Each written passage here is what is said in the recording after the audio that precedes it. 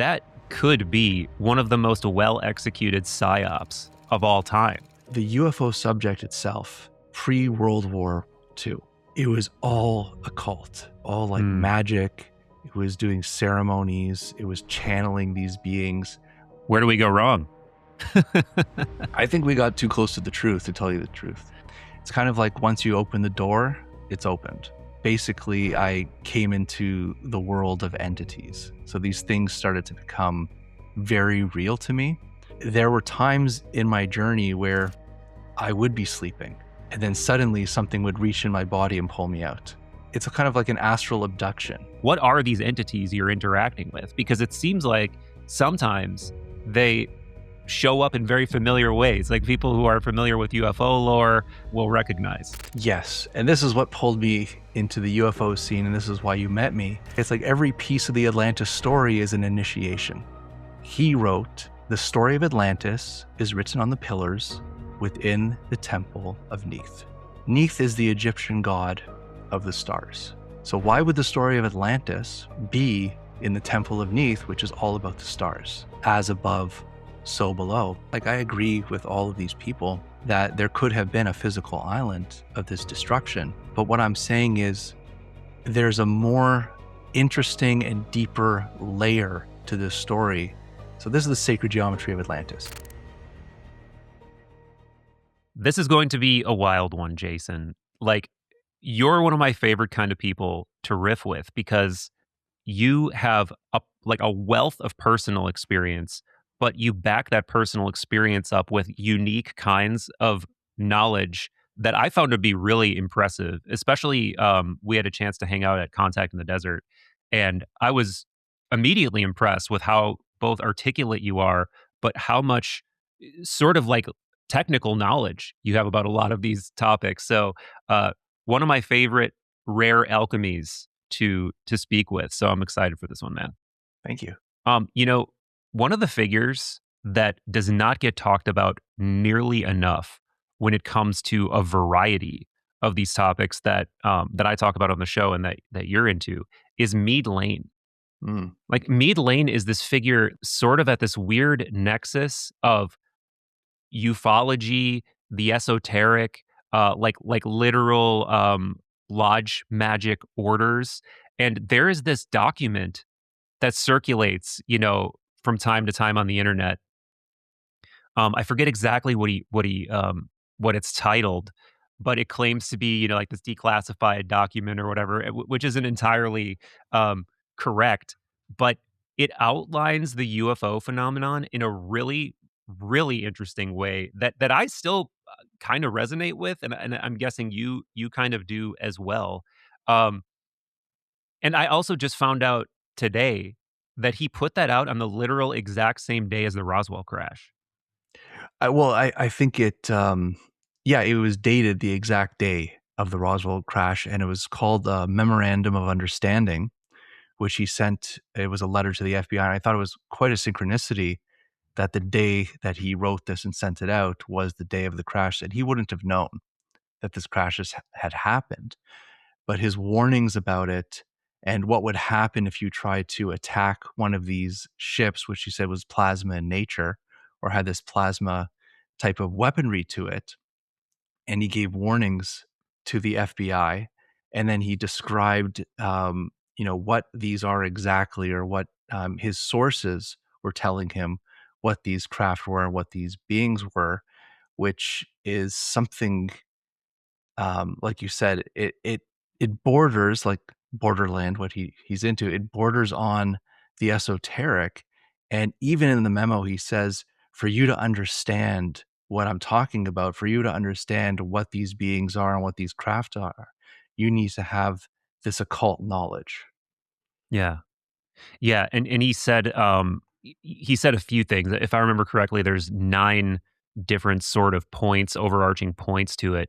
But one of the things he said is that these are like beings that are not necessarily completely subtle, but they have the ability to sort of go in and out of various densities, I think is the terminology he used. And he described them as etheric and inhabiting this sort of etheric planet or plane that is not, not physical. Like you're not going to find it out there if you look out there with a telescope or your physical eyes, but that it is sort of like cohabitating with our realm.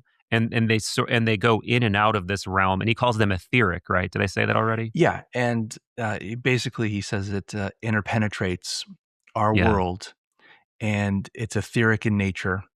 And what they can do is they could change their densities. So they can basically manifest in our world, interact with us, and then just dematerialize back into their world. All right. This is crazy for this time period. And, in one of the books, Astral Experiences, I actually dive into this. And basically, the UFO subject itself, pre World War II, it was all occult. All right. It was all like mm, magic. It was doing ceremonies. It was channeling these beings. Like they were really deep into the occult when it came to the UFO subject. And then after World War II, it's like the entire script is flipped over. And now it's Space Brothers. And now it's like channeling the Space Brothers and going out like the CE5 event and manifesting them. But before it was all ritual magic to do this. yeah. Yeah. Where do we go wrong? I think we got too close to the truth, to tell you the truth. Dude, I mean, now that you say this, that could be one of the most well executed psyops of all time, right?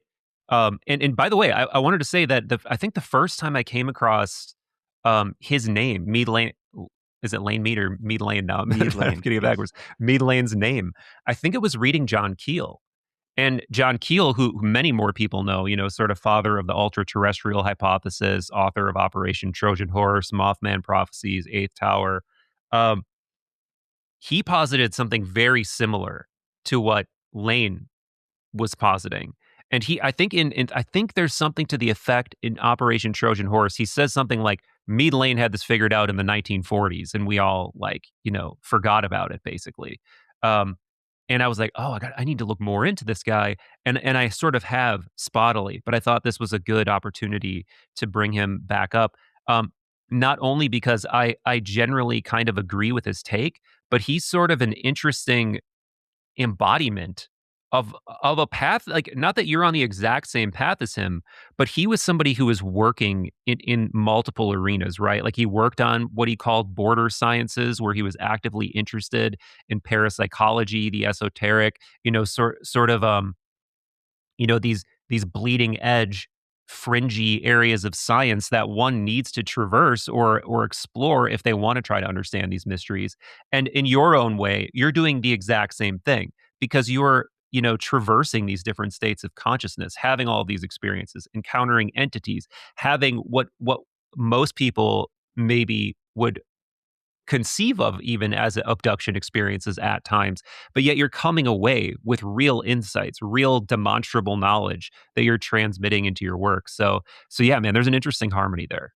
Thank you. And, there's a lot of claims that Mead Layne was also part of secret societies, Yeah.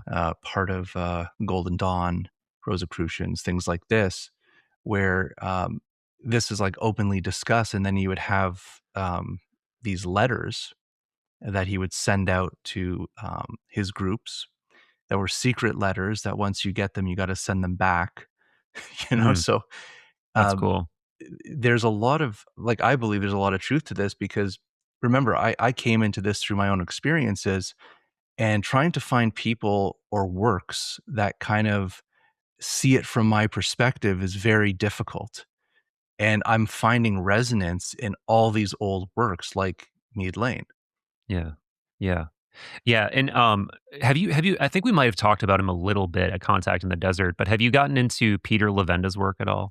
I have not. I have not. Okay, yeah, he's another one that I think is on a very similar wavelength, and it's almost difficult to pin him down because his body of work is so deep and broad at the same time. Like, he's one of those people who gets both the width and the depth, very significant.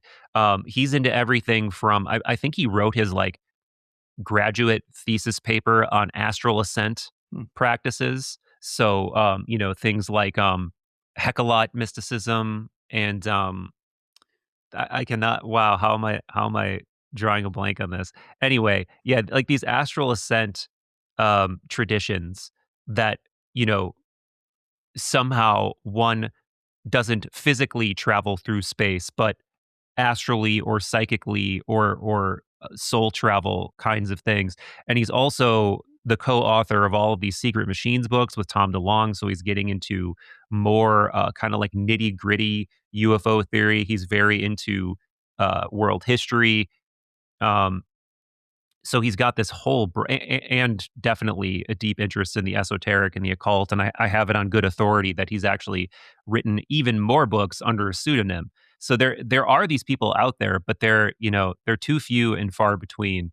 um and as crazy and different as all of that sounds, I think you really do need to have that broad of an array of interests if you want to even come close to understanding what's going on with the phenomenon and what's going on with consciousness. It's a lot, and it's there's a lot of bodies of work that you have to look into just to get this general idea of what is going on. And you c I tell people all the time, just because you have experiences doesn't mean you should trust those experiences, because you're like a filter system, it goes through your belief systems. So, you have a lot of things to work out. Like, I'm 44 years old right now, and this really started happening to me in my early 20s.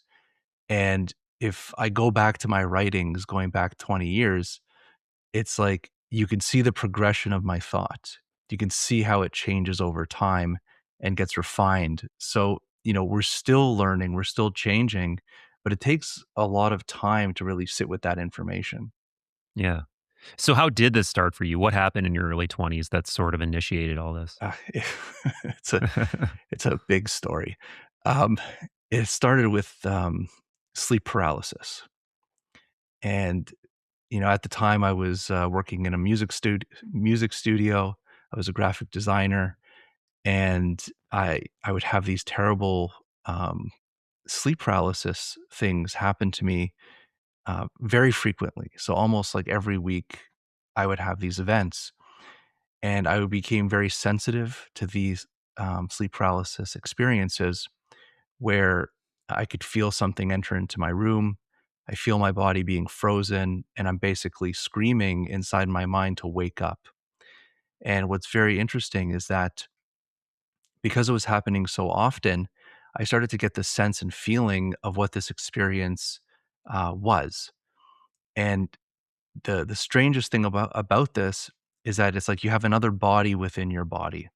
Mhm. All right. So it's like when the physical body is frozen, it's almost like it becomes your tomb, or I like to say your sarcophagus, and you have this other body inside of you that you can kind of move around. And I found myself just basically thrashing inside my body, trying to wake myself up. And one night it happened. I shook so hard to wake up that I popped out of my body, and I had this out of body experience. And it was very terrifying because I found myself on my ceiling looking down at my physical body. And you know immediately that this isn't a hallucination, this isn't a dream. Like, you literally had this experience, which people describe as a near death experience or out of body experience. And I looked at the foot of my bed, and there was a tall shadow standing at the foot of my bed, which, you know, scared me so much because I thought I died leaving my body. And it scared me so much, I popped into my body and woke up. And that's how this whole adventure started. Yeah. Is, I don't look at this shadow being as like a negative entity or anything like this. I look at it more as like an initiator. Hmm. Like, it put me in this kind of position where I had to figure out to make this transition. And once I popped out of my body, it's like my life changed. It took a completely new course. And I started to go down this path of trying to figure out, what is this? How can I get back into this world? And how come people don't believe in this stuff? Right, yeah. No, I know, man. And, I am not a prolific out of body person. I've told the same story over and over and over again ad nauseum on the show, and I probably told you the same story about my experience at the Monroe Institute. But the reason I tell that story over and over again is because it's my only one, and it's the only time it's ever happened to me. But we might as well get this out of the way early because any skeptic listening to this is probably going to think it's dreams, man. You're having weird dreams. You're becoming a lucid dreamer. You're trying to reduce it to that. Which, first of all, dreams in and of themselves are fascinating. Like I don't understand really what dreams are. I feel like it's one of the great mysteries in life that we've all kind of gotten used to just because we all have them and then we explain them away as, the brain doing weird stuff or there being this neurological sort of catharsis that's happening at night or something like that. And all of that may be true to some degree. But what I can tell you from my singular out of body experience is that there is this feeling of hyper reality. It does feel more real than it feels car crash level real. It feels slap in the face level real. It feels like one of the only ways I can describe it is like you don't know how to swim and someone just threw you in the water. And you're completely trying to make sense of this whole new way of perceiving, of feeling, of trying to understand what you are. And I utterly failed. Like I panicked. I couldn't get control of it. And I basically begged to be put back in my body. And that was my entire experience was the feeling of levitating, of being like, holy shit, this is real. And not only is it cartoonishly real, it's exactly like what you would expect in some ways. It feels like all the depictions, it almost feels exactly like that. The experience I did not have, though, that you did have right away is that kind of classical Bob Monroe experience of being able to turn over and look at yourself, which I'm so jealous of because that's another level of sort of, proof, I guess, or another level of showing you exactly, literally what's going on. Um, but back to this idea of the shadow being as the initiator.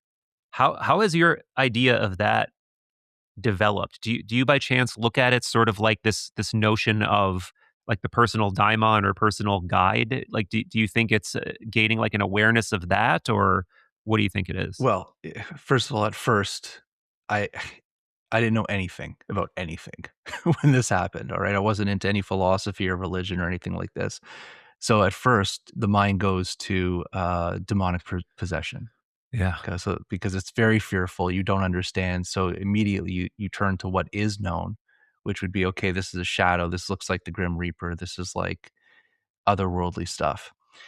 So basically, you start praying to any god you can think of because you don't want this happening again, which is what I did. But over time, I realized that this shadow, um, in certain journeys, it would be with me. Hmm. All right. So let's say I'm like traveling on this journey and I have like a question, I can feel like a hand on the back of my shoulder. And if I kind of like turn or it's not even like really turning, but the awareness is that like the shadow is like behind you with its hand on your shoulder, almost like it's guiding you through these things. Hmm. And you can like telepathically communicate between you and this other self or this other shadow to get answers. And the interesting thing about, telepathy or this type of communication, it's in your own voice. So it's like you ask the question in your mind, in your own voice, and you receive the answer back in your mind, in your own voice. Hmm. So initially, I was very fearful of this thing, but it turned out to be very like benign. It turned out very like almost like a guide. And if you go back to ancient Egyptian philosophy of the shadow, which was an aspect of your soul, they say it's assigned to you at birth by Anubis, and that it waits for you your whole life for you to pass, so then it can take you into the afterlife. Um, it's it's kind of like Peter Pan's shadow that he can never catch. It has a mind of its own. It does what it wants. You can't control it, and it's there for a specific purpose. And that's the way that I view it right now. So every Hmm. time I see it, sometimes it scares me. Like if you wake up in the middle of the night and there's a big shadow there, Yeah. you get like a fright. But other times you realize, okay, what are we doing? We're going on a Yeah. trip. Like, what do we do? What is the Egyptian concept or word for that? Um, it's called Shiite or Shoot, Hmm. and that is the one of the bodies, because in Egyptian theology, you're a multidimensional being. Yes. You're many things, and you start with the Kat, which is the physical body, and you have the ram-headed god, molding you out of clay on the potter's wheel, just like Prometheus. Actually, it's exactly Hmm. the same. And but when you're in this mode of creation, when he's creating the physical body, there's two of you. It's like you and your double. And Yeah. they say that when you take your first breath, which is the breath of life, which the goddess gives you, when the first breath of life, those two beings come together as one. Okay, so now the two beings are one within you, and then through life, that's the Ka body, by the way, the energy body. So the physical body, the Ka body, they come together and birth through the breath of life. And then you have the Ba, which is like the astral body. And so this is depicted as like a bird. So you'll see it like hovering over the deceased body, and you'll see like in the symbolism of it, you'll see this funerary door. Hmm. It's like the door to the grave. And in that doorway, they will usually depict this shadow figure of yourself. So you have the dead body, you have the Ba, and you have the shadow standing in the door or gateway of the tomb. And most of the time, you'll actually see this black circle in this scene. And it's Hmm. almost like the portal to the stars.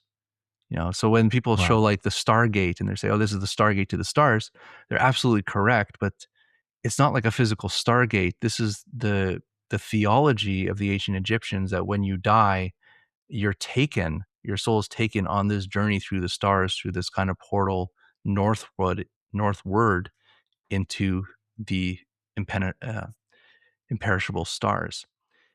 Hello, my friend. Let us intermission briefly. Did you know that I have been diligently grinding out patron slash member only content every week or close to it?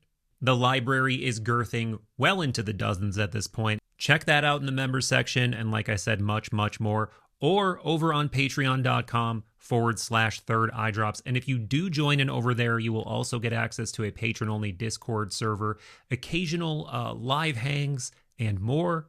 Please do tickle that algorithm, like, sub, comment, etc. if you have not already. Unfortunately, I've noticed as of late, sometimes the algorithm just does not push this content nearly as hard as it does other times. So you will miss out if you are not subbed. Much love, and back to it. The theology of the ancient Egyptians, that when you die, your soul is taken on this journey through the stars, through this kind of portal northward into the imperishable stars. And then, so there's another body as well, where through ritual or through life, they say that if your Ba, the astral body, and your Ka, your energy body, if they're somehow united in the afterlife, if you know how to do that, you create a new body called the Ak, which is the shining one, the shining body, Hmm. and you become a star, or you become a god in the stars. You join Yeah. your place in the stars, and to be a god that you can choose to manifest back into the earth. So there's a lot of, I think I'm covering it, but yeah, that's what the shadow's part of that group. Beautifully said, and such an important overall archetype to really begin to wrap your mind around, because this is an idea that you find basically throughout all mystical traditions. Like the Greeks had a very similar idea, and admittedly, the Greeks may have been influenced by the Egyptians in ways we don't understand. They may have independently figured this stuff out. But whether you're talking about Plato's Timaeus, where they literally lay out the demiurge, the divine mind, not the evil version. I always have to say, not the Gnostic evil demiurge, but the original demiurge that is just the divine creative mind of the cosmos. It says specifically in that dialogue that for every soul, there is a star. and like you are somehow already entangled with this star body, star thing. They also considered the gods to be stars, and I know this is the same in Egyptian theology as well. So the human being, there's this fundamental understanding that the human being and what we perceive to be out there in the cosmos, the night sky, it, that separation is illusory. Like there may be some physical separation, of course, but that's more, it seems to be more of like an artifact of our physical perception as a human being. And the Greeks also had very similar ideas in terms of these subtle bodies. There was the aguetes soma, the light body, that was like this luminous thing that they literally compare to starlight. They call it starlight. Yeah. So, and then there's like the Okima pneumaticon, which is like the pneuma body, or the soul, the pneuma vehicle, the breath vehicle, or yeah. So multiple, and then there's the Eastern allegories as well. So this is like such a core idea, I think, to like begin to try to unpack. And I am so deeply curious. I don't want to derail your story because I do want to keep getting into like how all this kept unfolding for you. But I am also really curious on your thoughts on how this status is achieved, this sort of like great work of uniting the soul or reawakening the soul to this status. Like how is that actually done? I have to know your thoughts on this. Okay. Well, there's two. Okay, I'm not going to say two ways. There's multiple ways of doing this, or multiple ways of understanding. The first they always teach is through practice or generation. So they say like living a good life, being humble, just, seek knowledge, just be like a good saintly person is how you develop this. But then there's also breathing practices, there's plant medicines, there's postures, meditations, breath work. There's certain like meditation systems where you're cultivating this energy. So you're building that light body because, the whole concept of the ka is you have to feed it. Hmm. All right. It digests and use energy all the time. So this is why in ancient Egypt, they would create the statues, the Ka Yeah. statues of the person. And what do? In death, they feed it. They bring it food, wine, water, whatever they liked in life. They would bring these offerings of energy to these Ka statues because the idea was one, that your Ka recognizes your form. So it goes back to this whole sacred geometry of each individual person. So they would create the statue with the sacred geometry proportions of the physical person. And by doing this, the Ka then could embody the statue like a vessel because it has this resonance to it. And then they would feed the Ka this so it would gain strength in the afterlife to achieve these goals. And so this is where a lot of this Ka magic came from, where they're using um, deceased beings or gods for tasks in the world because they would feed them. So this is Hmm. like a very early version of like ritual magic. But the other way of understanding this is the philosophical thought aspect of it, where, like you said, we are starlight to begin with. We come from the stars. If you really look at who we are, that's just what we are. Right. There's no, it's an actual truth of what we are. We come from the stars. And what is the astral body? It's called the astral body. It's called the star body. So, people say, well, how do I get to the stars, or how am I a star being? Um, you just are. That's what you're made out of. So you have these people that just kind of change and shift their perspective into the knowing aspect Hmm. of who they are, and then they can build and leave this body because it is a type of, I'll call it like a mental projection. And I found this a lot dealing with out of body experiences and coming in contact with different things, is that your mind plays a very powerful role in this. So if you believe that you're weak or you can't do things or you're not who you are, like if you have this belief system set up, it's like that actually creates your reality. in Mm. that space.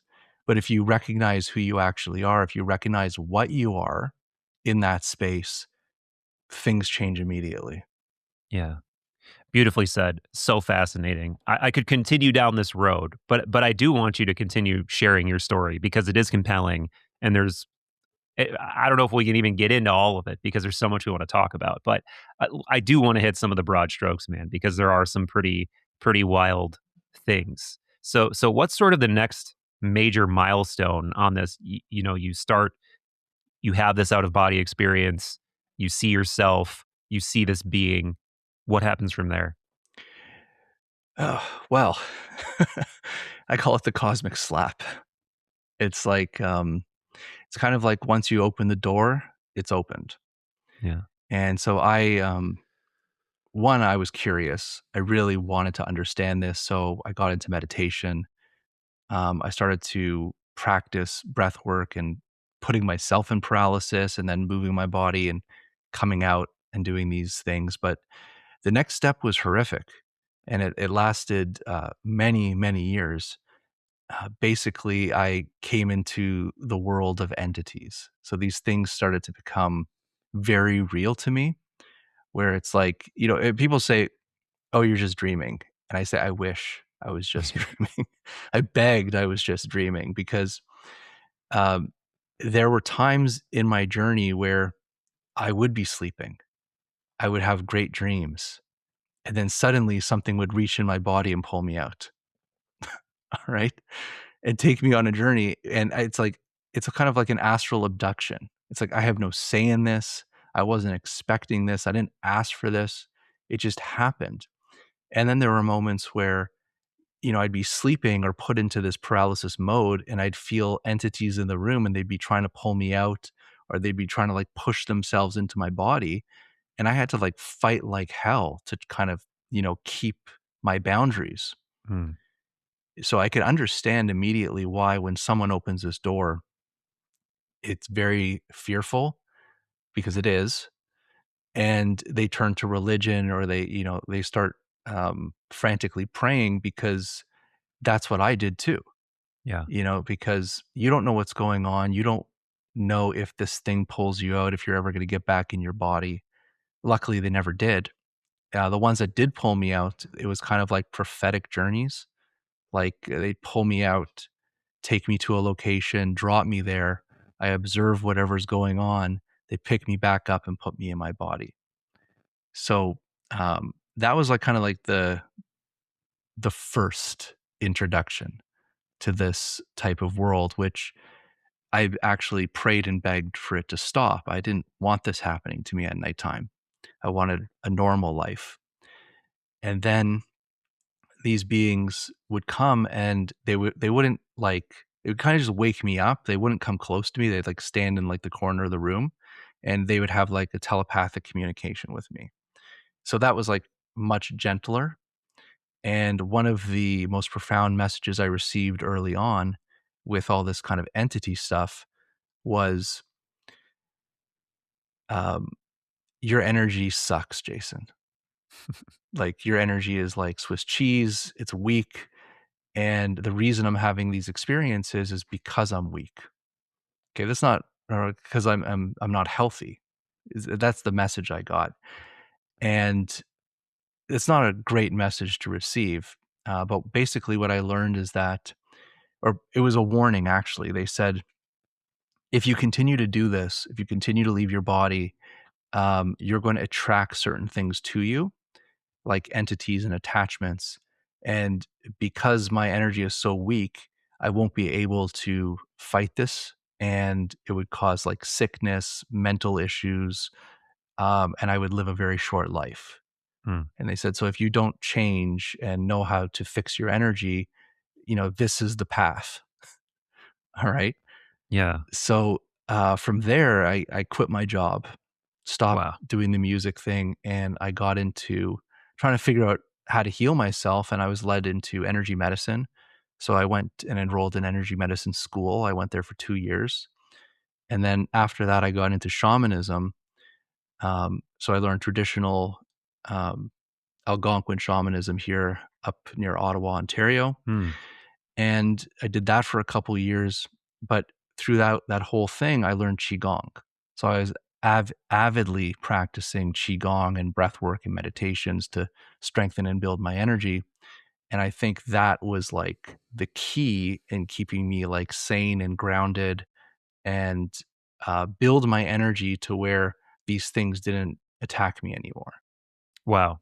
Yeah, you know what's a really interesting synchronicity is my friend who I just had on the podcast before you is named this guy named Ike Baker, and he is a actually highly initiated Golden Dawn member. He's an inner order guy, but also very studious, very well read in world philosophy, religion, just very articulate, passionate guy. And he also, despite being a member of a Western lodge, swears by Qigong. Like it is like one of he speaks of it like it may be his most important practice. So I feel like I need to dig further on that myself personally, but also in this conversation.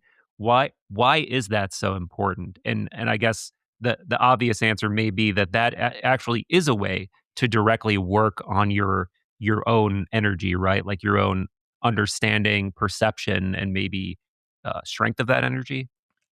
It's also a philosophy and an understanding of how energy works.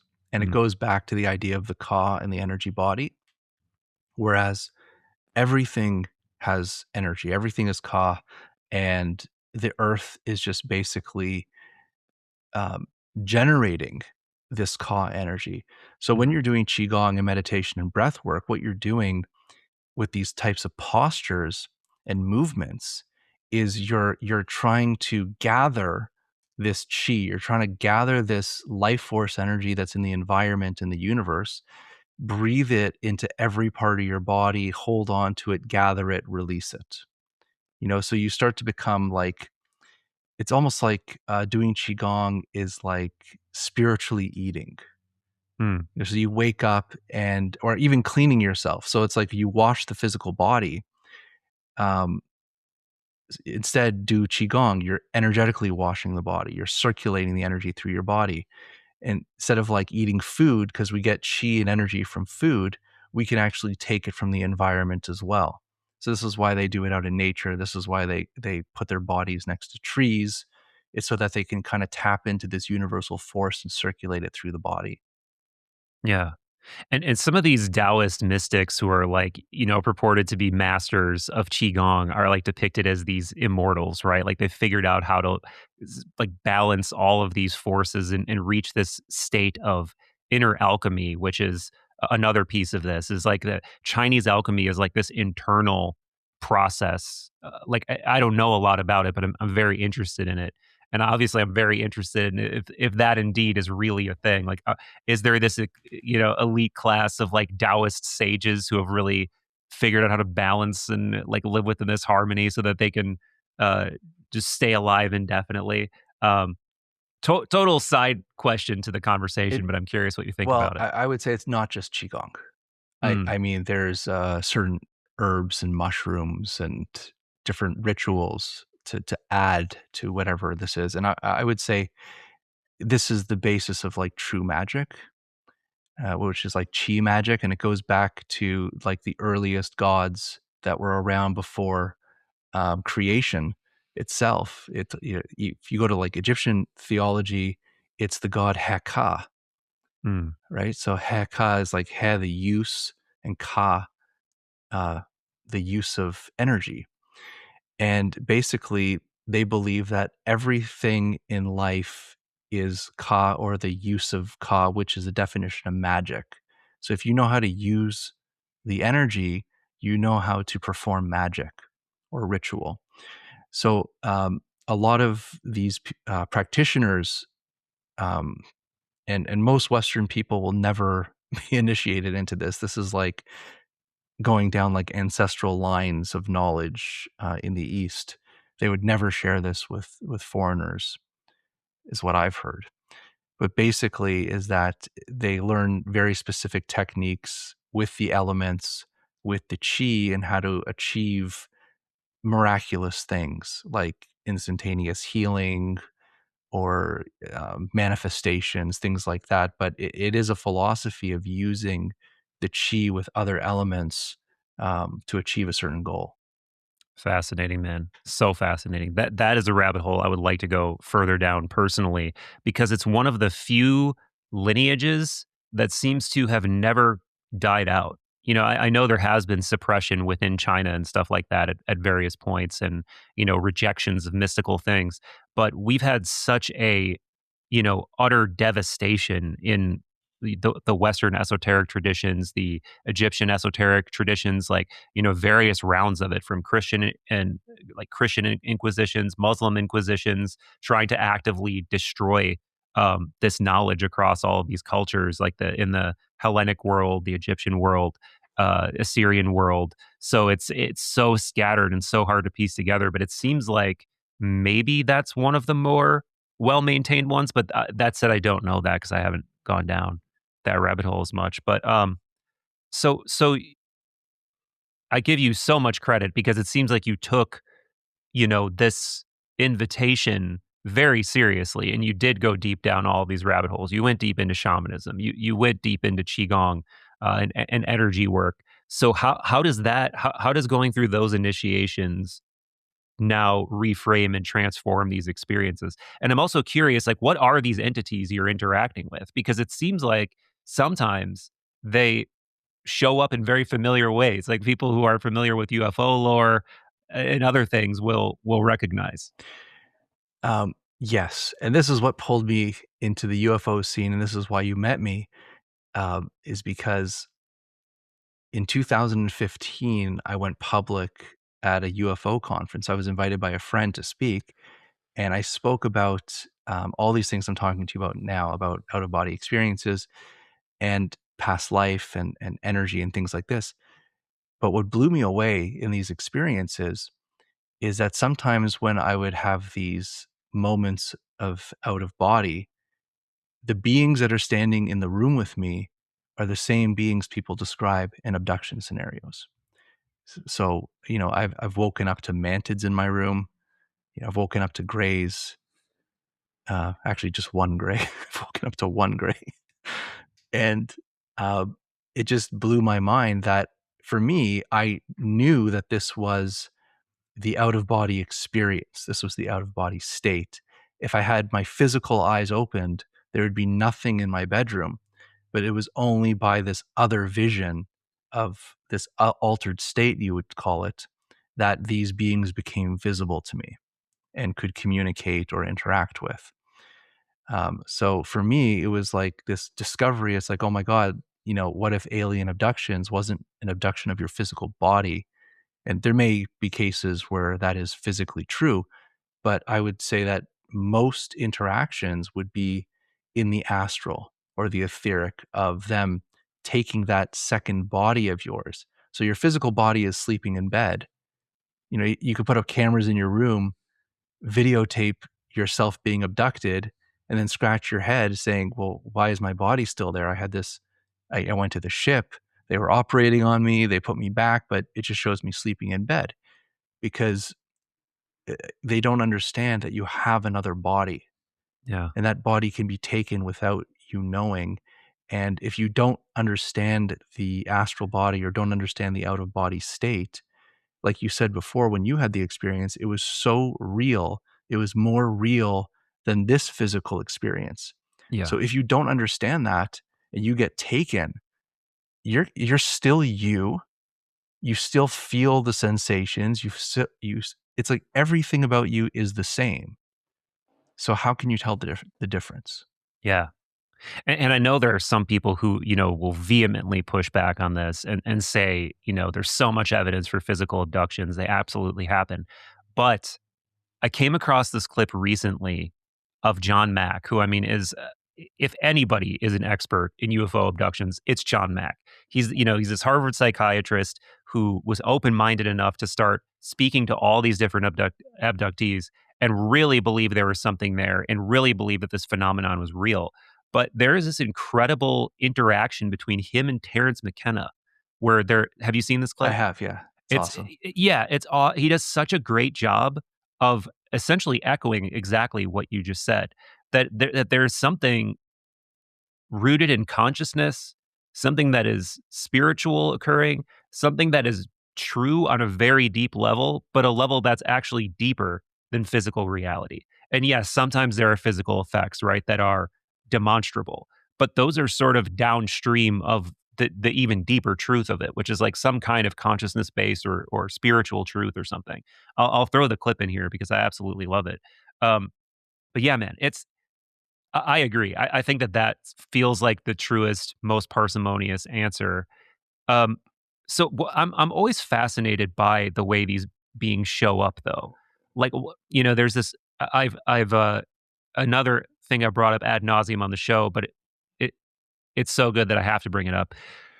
Is there's this clip by Proclus, who's this Neoplatonist. He practices this mysterious art known as theurgy, where he is somehow ritualistically communing with these higher intelligences, and he says that the beings that appear to the theurgist essentially are gods or are angels, but we don't actually see them as they are. There's some kind of meeting point between the psyche of the person experiencing it and whatever that thing actually is that causes it to take on a certain um, guise.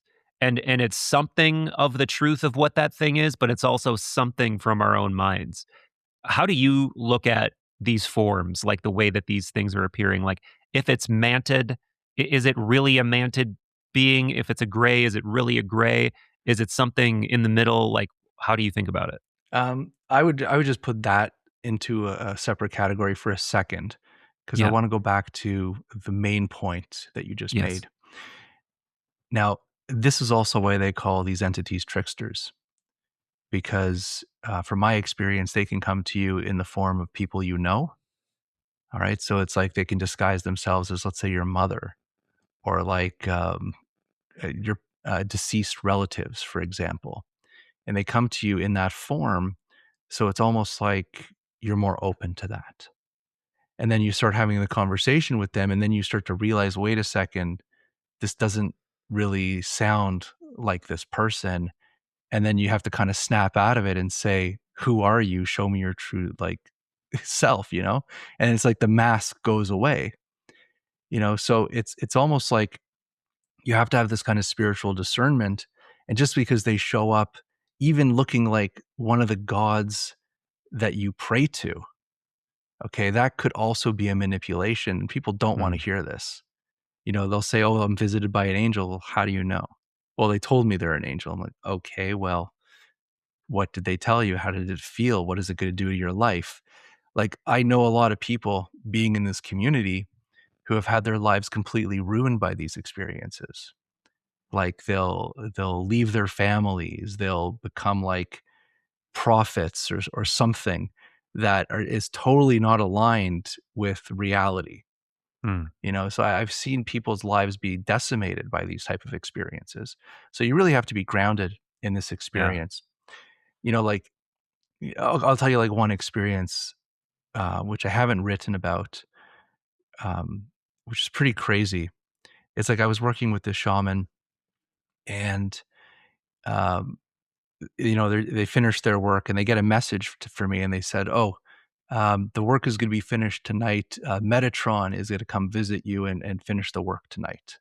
Right? And I'm thinking, "Oh, Great. great! That's Yeah. super awesome, right?" And it actually happened. And I think about this a lot because it was the weirdest experience. Like, I don't really talk about these type of experiences often, but basically I get woken up. No, I don't get woken up. I'm in a nightmare. Okay, so I'm like in this creepiest nightmare. It's terrible. It's like I can't escape this nightmare. And it's like full of insects and weird things. You know, it's like Mm, it's a place you just don't want to be. sounds like ayahuasca. Right. And I wake up and I look to my side and there's like the god Metatron standing by my bed. Okay, so just think about this scene for a second, right? And I don't know what Metatron looks like. I don't even know that this is Metatron, but because the shaman said Metatron is coming tonight, I just, immediately assume, okay, this is Metatron working on me. And let me tell you, and this is just like an ayahuasca journey, okay? Because it was like he performed something on me, and it was like my body was like a um, how do I say this? Like an egg sac of insects. Whoa. Okay. And suddenly they hatched, and like every part of my body just ripped opened, and these like little praying mantis type insects just like swarmed out of my body, out of my mouth, out of my eyes, out of my, like every part of my body. These things would open up and like pour out. I don't know how many thousands of these things came out of my body. And I'm just like in bed, just like wailing with this freaking being standing next to my bed, right? This is like pure like an ayahuasca journey or something. Yeah. And um and then it's gone. I'm like, okay, that's really interesting. And then poof, gone, everything's gone. And then I wake up. Right. So it's kind of like a dream within a dream within a dream. You know what I mean? And um we have these type of experiences that we really can't explain. And for me, I just, and this is just hypothetical. Like I'm just working things out of my brain. It's not, I can't say this is real or not. But I was thinking the other day, it's like those insects look like baby praying Mm. mantises. And I'm like, is it possible that maybe that's what they're doing? Is they're using our energy to harvest themselves in like an astral Wow. state? And I just gave birth to like, I don't know how many of these little insect things. Wow. Um, I don't Yeah. know. It's a weird thought, but that experience did happen to me. That's wild. That's wild. Yeah, it sounds like some kind of, I don't know, like energy body or soul vehicle uh exorcism or something you were undergoing. Yeah. Uh so yeah, back to the question of the appearances. Yeah. Like how do you think about that question? Um, I think that if you have the right discernment, it will show its true form, or it comes in its true form. And some of these things are very strange. I think the ones that come to you in disguises um, are always trying to manipulate. So again, I think it has a lot to do with what we believe, our own filter system, and that the only way that they can appear to us without us freaking out is by taking on a form that we would recognize, like someone we would know. I also caution people, and I've talked about this so many times and written about it, is that one of the craziest experiences I've ever had, even worse than the little insect things, was getting like a thought in my mind. So I'm dreaming, and then my voice comes in my mind and it says, Jason, you're going to die. You have Yeah. this cancer, and you only have like months to live. This is like 20 years ago, by the way. Hmm. And it's like, says, you only have like a months to live. You have to start telling your friends and family and all this stuff and arranging your. So in the dream, I get like really upset, like really sad. Like, I don't want to die. I don't want this. And then, something came into my mind from an earlier teaching was the thoughts in your mind are not yours. And it's like right when I had that thought, I popped out of my body, and in bed with me was a being in bed with me speaking to the back of my head. Wow. And I was so angry, like I was so angry that it was telling me these things, that I physically grabbed it, like in the astral, like using my astral hands, I physically grabbed this thing, and it was so surprised that I caught it, that it was like trying to get away from me, but I wouldn't let go of this thing. I had to know. I was like, "Who are you? What are you doing? Like, why did you say this to me?" Because I was really upset. Yeah. And it just gave me a whole bunch of gibberish. And I'm like, "Are you a being of light?" I don't know why I said that. And it said, "No, I am not," very clearly. And I said, F off and never come Yeah. influence me again. But what's scary about this is that the being was beautiful. It was like bright, beautiful white light. It looked like an angel in bed with me. That's what scared me the most. Yeah. Well, that would make sense why you would ask it if it's a being of light then, because if it has that appearance. Yeah.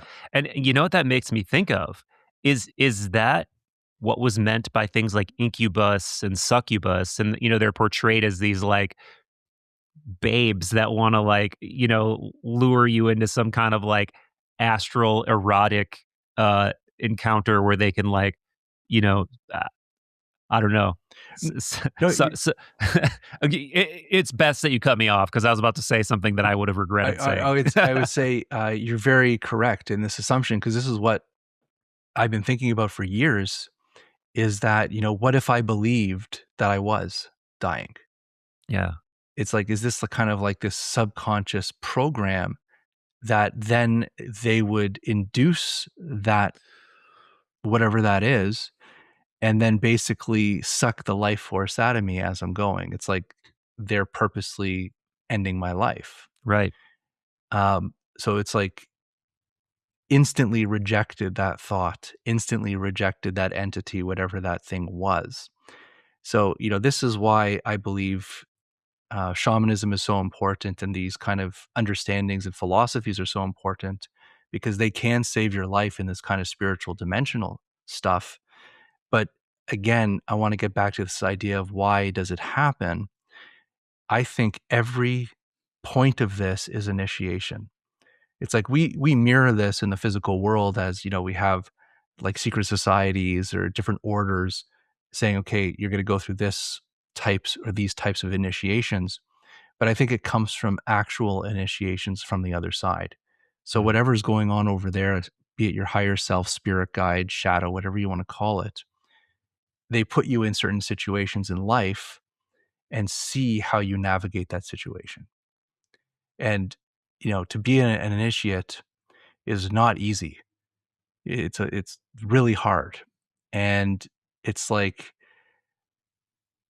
I don't even want to even put this out there, but it's like I've broken my back in the past.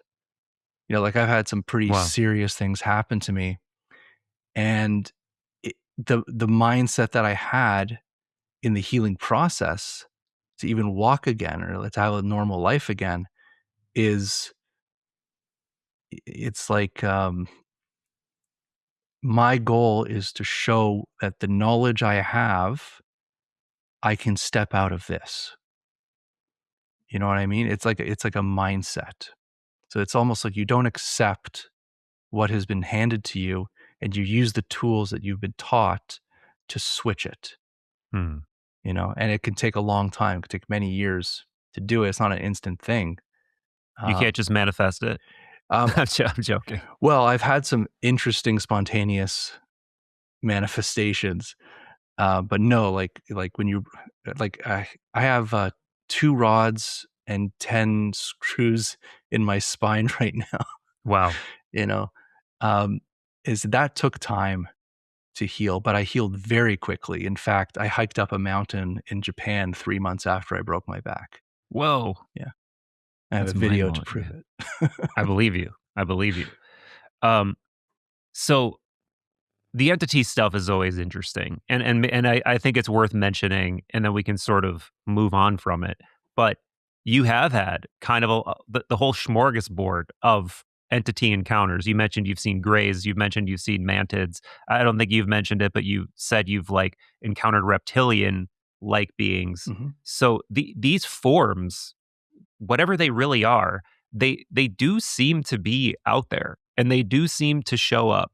And I feel like there's got to be something to the astral bestiary and why they appear and the way that they appear. But um, maybe that's more of just kind of like a side fascination that is not nearly as important as that core point that you just made. That this is sort of like a um, yes, there may be entities out there, discrete other intelligences, disembodied, subtle, whatever they are out there, but how they appear to you is probably not something that you should get too hung up on, if I'm interpreting that correctly. Yeah, and I think also we can call them non-human intelligence, because that's the cool thing these days. Right. But, uh, for example, when I came in contact with a reptilian and I had this conversation with it, I asked it where it was from, and it said Sagittarius.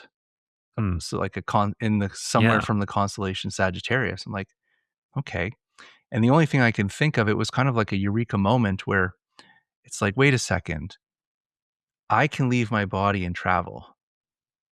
Why can't they? So Right. people think like Hmm. space travel or interaction with beings.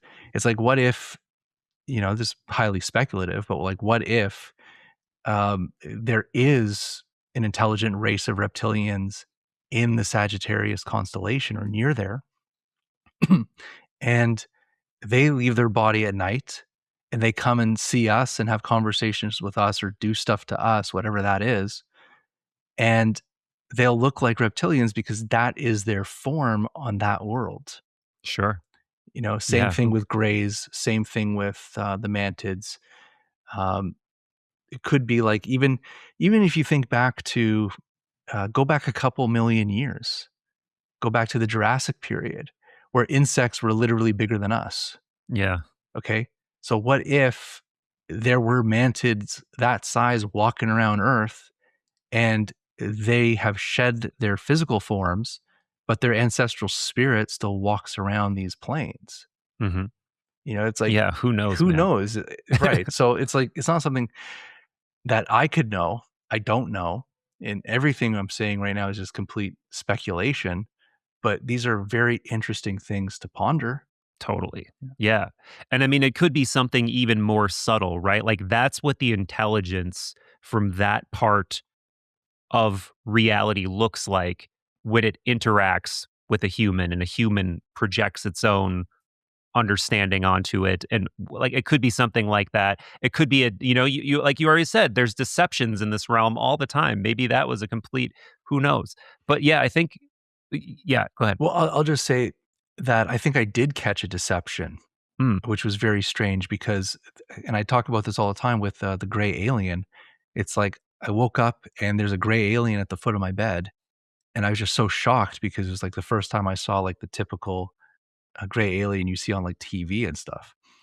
And the moment I look at this thing, like the moment it knows I see it, I get a telepathic message instantly and it says, I'm an old short man. And I go, no, you're not. You're a gray alien. And it just turned and walked out of the room. And I, and then I went on Google, as most mystics do, and they type in experience of little old man at the end of the bed.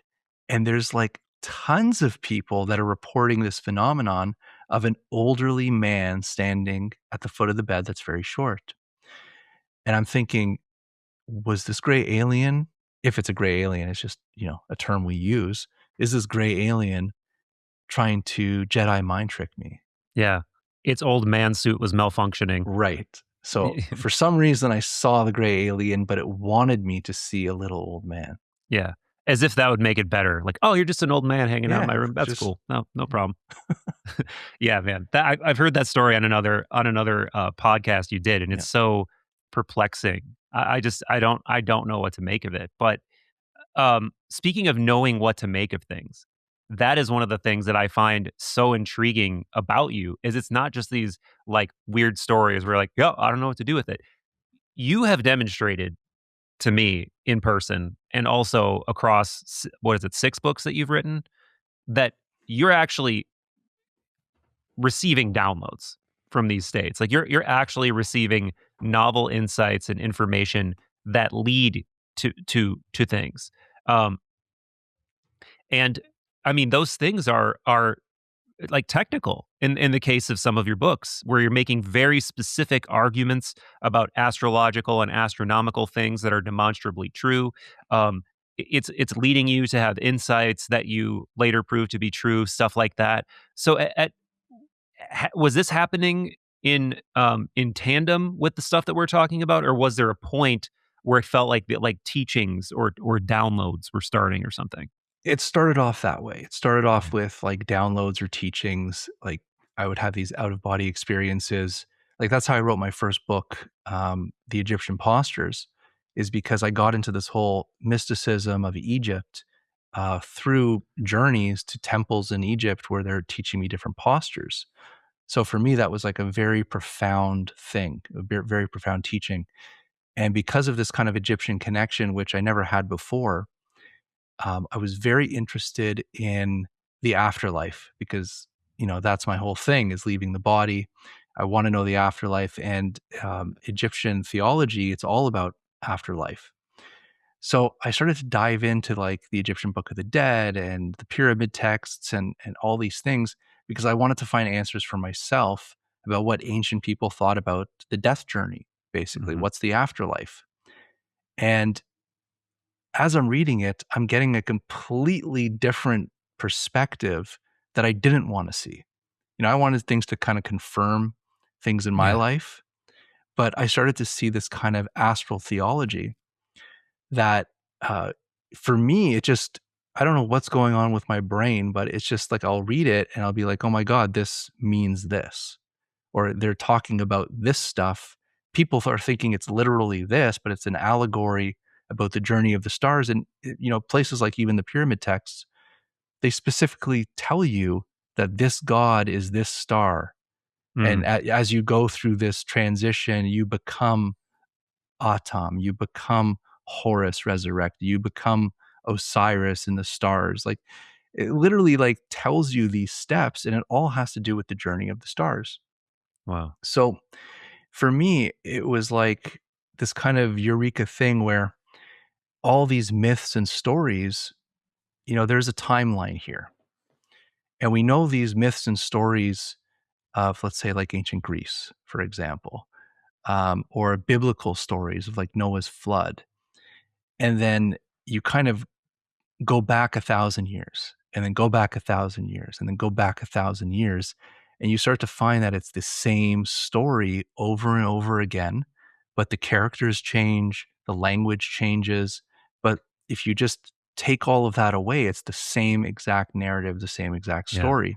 I got really obsessed with ancient theology, specifically Egyptian, and then it kind of merged down the line into like Akkadian and Sumerian and Babylonian, things like this. And so I really got into it. I don't know, I was just so obsessed with it. And I was writing a book. It was actually the continuation of the Egyptian postures. And in books, like you can't just take people's pictures, put them in your books. Right. So what I would do is I would find like these really cool hieroglyphics and I would like, line art trace them, you know, and so I started to have this collection of like line art tracings on my computer, which is exactly 1-to-1 ratios of these things because I was very detailed. And for some reason, it's like this voice came to me. Now, I'll say it's a voice because it's like, someone says something to you in the past and it's kind of like in a memory folder, but Mhm. then you're working on something and that what someone told you a long time ago, it's just like right in the Yeah. forefront. And I don't even know who said this to me. It might have been Robert Gilbert or Ibrahim Karim. I don't know who said Mhm. this to me, but they said, if you want to know the secrets, um, measure it. It was like, if you want to know the secrets of it, Mhm. measure it. Mm. And I was like, okay. So I took these and I knew like from, oh, what's his name? The guy with the temple of Karnak. Um, anyways, I have his books here. But anyways, what he was I'm drawing a saying is that, blank. yeah, what he was saying is that, the Egyptians basically measured everything, like using the cubits, and like every drawing or every statue was like a sacred temple. It was a sacred drawing that not just a normal person can do. It's like an initiate or a priest was commissioned to make these objects or commissioned to do these paintings. So it's not just a random doodle, you know? Right. So this thought came to me. It's like, measure it. I'm like, okay. So I started to like measure the arms. That's the first thing I did was like right at the center point of the feet at the base, and then like the arms. Where are the hands? Like, what are the positions of the arms? Because the Egyptians are all in weird positions. Yeah. And I started to get these like degrees, these angles that would repeat the same angle over and over again through many different pieces of artwork. And I didn't even know what it meant. And there was one particular degree that just didn't make any sense to me. And it was like 23.5 degrees. It was, I found it like everywhere. So I just typed in Google, the, the assistant to the mystic, Google. I said, what is 23.5 degrees? And it was like, well, that's the tilt of the earth. Mm. That's what, that's the whole symbolism of the axis mundi, gives you the 23.3 degrees, and that gives you your season, the procession, the zodiacs. Like that's the key, is 23.5 degrees. I was like, okay, but this is like thousands of years before we're told that this was even a discovery. Some Greek guy figured it out only 2,000 years ago, but I'm finding it in artwork that goes back to Akkadian times, not just Egyptian times. I'm finding the Wow. exact same thing. So now I'm like a dog with a bone. I'm like, okay, this is like geometry. It's not random. I'm finding it everywhere. So I stopped writing my Egyptian book, and then I wrote, this book, Astral Genesis. And you could even see on the cover, you see the two Waz scepters. Mm-hmm. You see how they're off to like this angle Yeah. with the sun in between. When you measure that, it's 23.5 degrees.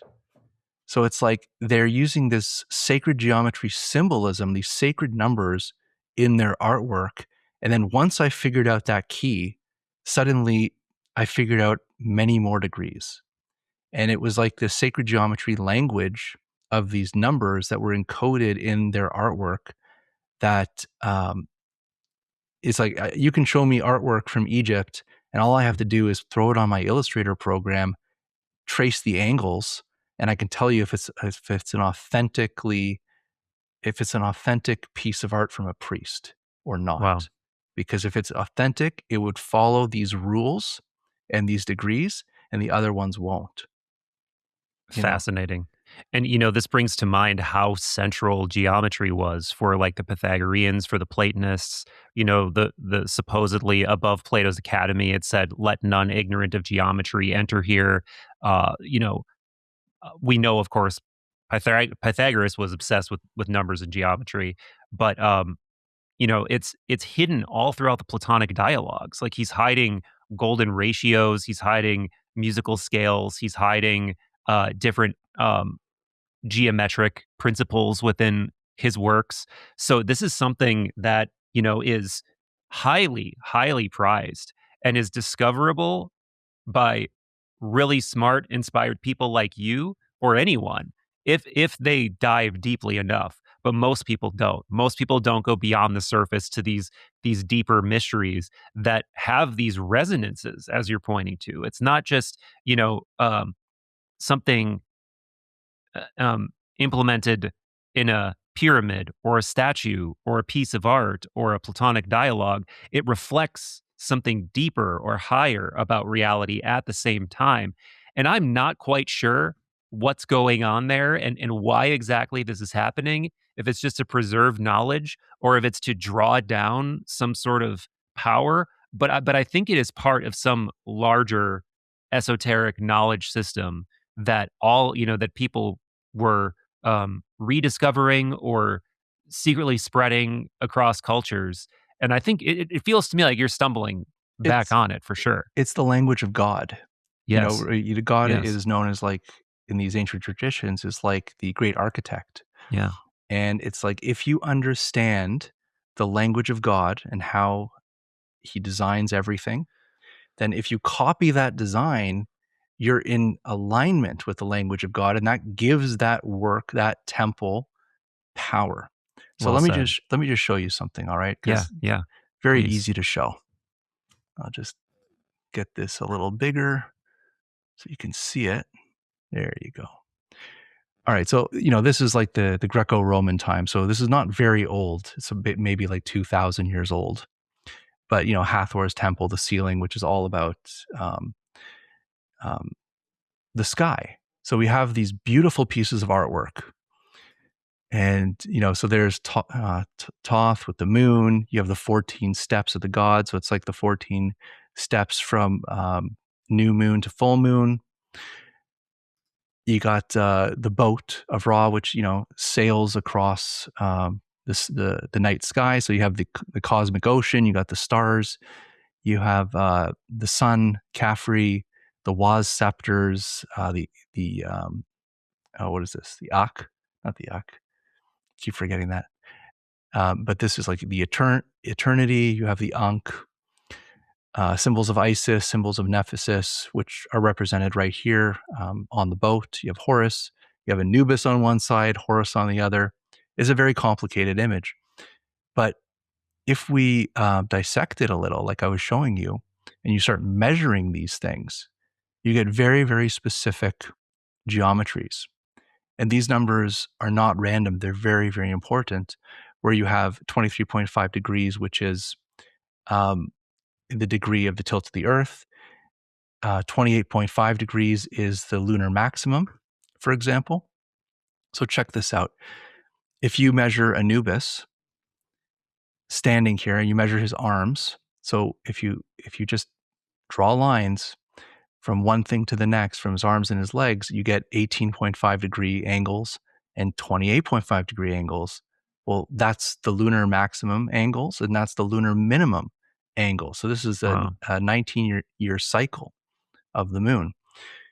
And what is Anubis? He's the god of the night. He's the god of the darkness. He's the god of, he takes your soul to be judged.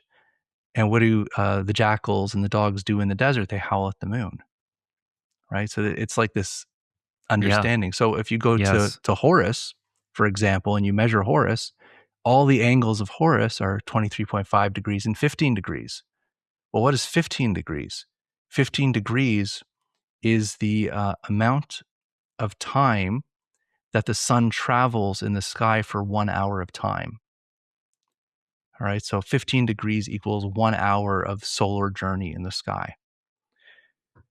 So it looks like a regular picture, but when you really start to measure everything in this picture, like look at this 23.5 degree angle going all the way up right through the eyes and the heads of the Waz scepters.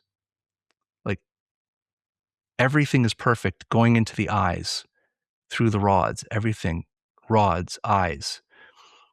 So this, I have no idea how they pulled this geometry off because it's so perfect, so precise. And I can demonstrate this going back thousands of years in different depictions made by these priests or whoever did this, And, if Yeah. you really want to deep dive, and just getting into the symbolism and stuff, like all you have to do is count and measure, everything is there. Just nobody remembers this stuff. So they encode this everywhere. And I think one of my favorite things is showing this around the world. So you have, this is from the Temple of Abydos with the Waz scepters. When you measure through the heads directly through this, again, you get this 23.5 degrees, which is the tilt of the Earth. It gives you the seasons, the zodiacs, everything. When you go to Bolivia, the gate of the sun, you have the god of the sun. Here's the rays of the sun. You got 24 rays coming out of his head. He's holding two scepters exactly the same way. And again, through the eyes, if you trace from the top to the eyes and from the base to the eyes, it's all the same angle, 23.5 degrees. So there is this worldwide knowledge of encoding the numbers of God and time and space directly into the gods and symbols that were sacred. Mm. And that's just so what I'm showing you there was like the first pull, like that's Astral Genesis. That's what that book was about. Okay. Yeah. Crazy. And so I became obsessed. And if you knew me a couple of years ago, you would say I'm obsessed because all I was doing was trying to like find depictions of gods from all around the world and measuring them. That's all I was doing. And some of them were like perfect. Like they followed this so perfectly. And then I got into the next book, which is Gates of the Anunnaki, which when I started to go into the ancient texts of the Akkadians, Babylonians, and Sumerians. They didn't really have too much written language, so it's more like the Akkadian, but they took that knowledge. Um, when you start reading those books or those tablets, you start getting these sacred numbers being repeated over and over again in these tablets. Yeah. And then you get like stories like the Descent of Inanna, which is almost 5,000, 5,500 years old, like really ancient stories that talk about, you know, journeying into the underworld for 3 days, being resurrected after 3 days and 3 nights in the underworld with her sister, um, getting out and then going to the apple tree where her husband is sitting, um, and saying, okay, you have to go to the underworld. So he calls out to the sun god and goes, please turn me into a serpent. You know, so you have all these like mythologies that are very old, or even like the Epic of Gilgamesh or the Sumerian King's List. They all have these very uniquely structured stories that follow very unique motifs, very unique numbering systems. And then you see it following into Egyptian, you see it following into Greek and Roman and biblical narratives. So for me, that was like pulling the string even more. It's like, okay, where did this information come from? And it brought me into this knowledge of the sacred numbers, the structure of, you know, God's vision of creation, basically. And then I started to read um, Atlantis. And then Yes. I just, my mind exploded because I had all this stuff under me that I was working on for years.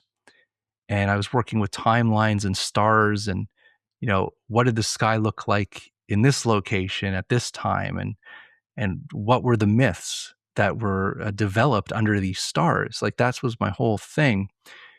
And then um, I realized, like I was looking at the procession of the northern sky, which was the most important part of the whole sky.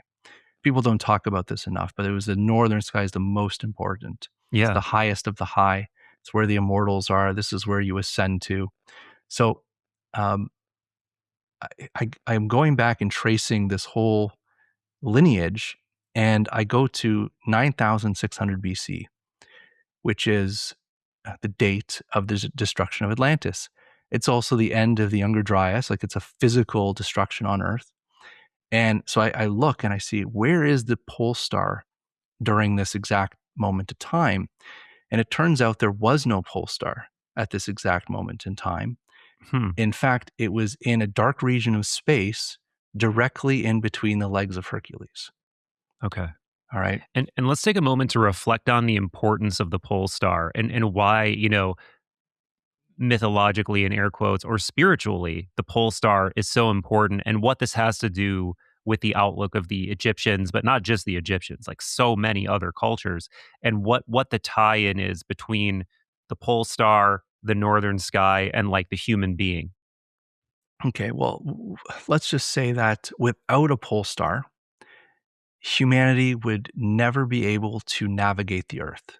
Yeah. They would never be able to go out in the sea and travel. So to have a very distinct, bright, luminary star in that central position in the sky means that you have a guiding light. So you're never lost. You can get in your boat. You can understand the stars, the seasons. Um, Everything would be in this kind of harmonious order. So it's almost like God's harmonious order has is tied to a pole star. All right. When you go back to the most ancient religions, and I'll go back to the pyramid texts. So this is 2400, no, sorry, 2600 BC. So very old, and it comes from even earlier knowledge.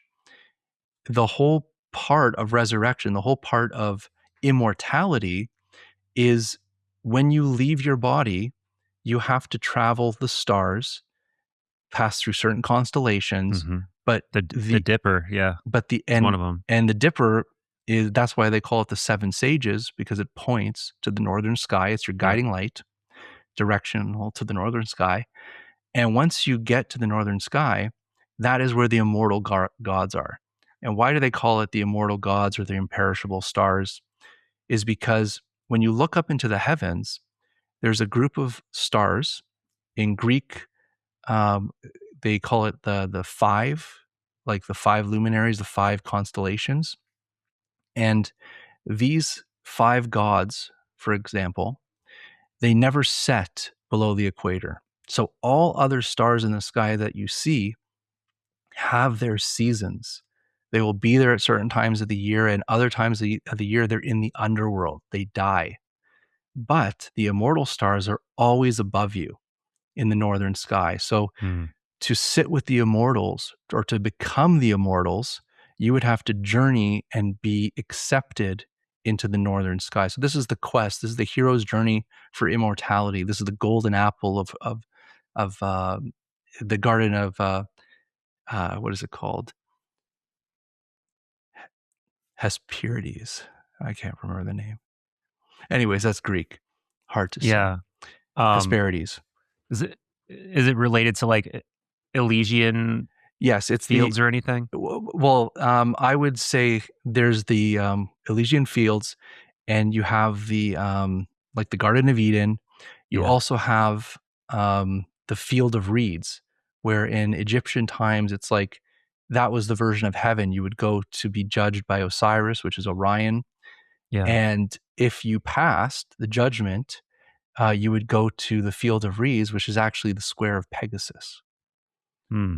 So everything is like a star language, and I can just throw that up on the screen just so you Yeah. have it, so you can understand what I'm saying here, because everything is related to the stars.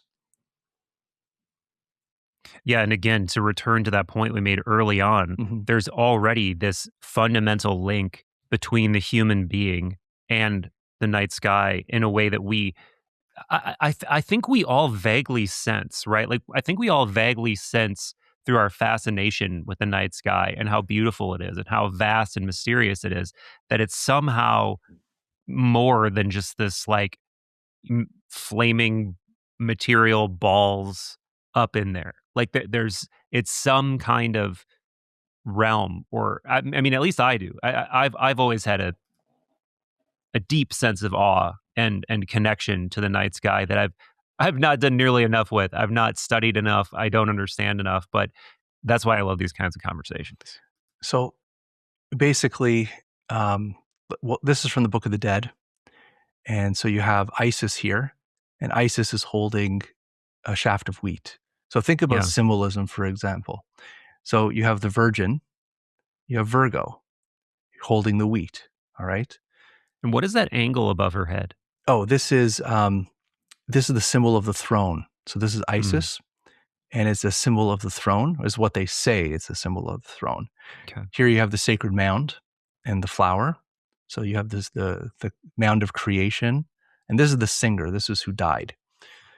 And so here you have the scales. You have Anubis.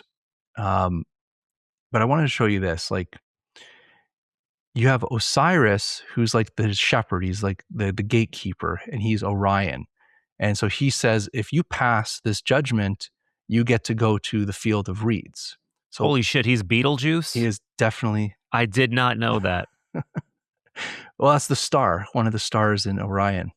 Whoa. Yeah. Don't say his name three times because that's the land of the dead, right? I won't. I won't. Well, now, man, this brings I'm like having epiphanies, just like whole new waves of meaning of that satirical film. Oh, for sure. And so when you look at the stars, like this is like a star myth, basically. Orion points his arrows to Pisces, which is the location of Pegasus. So after he judges you, he points the way in the stars. So remember, it's a journey of the stars. So first you have to go to Orion. And if you pass Orion, you go to the field of reeds, which is the square of Pegasus. And if you go even further down this path of this astrotheology theme, it's like Aries in Aries stands right next to Pegasus, right between Pisces. It's the next zodiac. Um, he was known in Babylon or Babylon star charts as the working man. So Mm. you have the man with the sickle tending the garden, or the worker. So you get all these ancient mythologies from the stars. And so here's from the Dara zodiac, and in between you have the field of reeds. So it's like as above, so below. It's this hermetic Yeah. principle Yeah. of connecting all these dots. And this is fascinating too, because most people would think of Pisces as a, like, I think a Greek origin thing, but here it is in an Egyptian temple. Or was this built in the like Yeah, Hellenic that was Greco-Egyptian? later Egyptian. So Okay. so Okay. basically they applied Babylonian star charts, and mixing it with Greek and Roman. Like Okay. it's almost like this temple of Hathor is the coming together of all this star knowledge. Hmm. It's like that's why I think that temple is so important, is because it takes the foundation of like the Egyptian star knowledge and the Egyptian myths about it, using their characters, and then combining them with their philosophies and their knowledge. So it's definitely this incredible time capsule of the sky. And remember, like when Egypt and the Romans, or Egypt and the Greeks, or the Hellenes, came together and they mixed, they combined their gods. Yeah. So you get like Serapis Bay, like you get all these crazy gods that are just epic combinations of all these things. Yeah. It's just, I love reflecting on this because it's so different than this like exclusive way that we think about God now. Like there can only be one God. And also it completely, I think, changes the idea of what a God is. Like to us, God is this vague, sort of, um, ultimate consciousness that presides over reality, and we've essentially, stripped it of almost all qualities, unless you believe in like a personification, like a Jesus or whatever.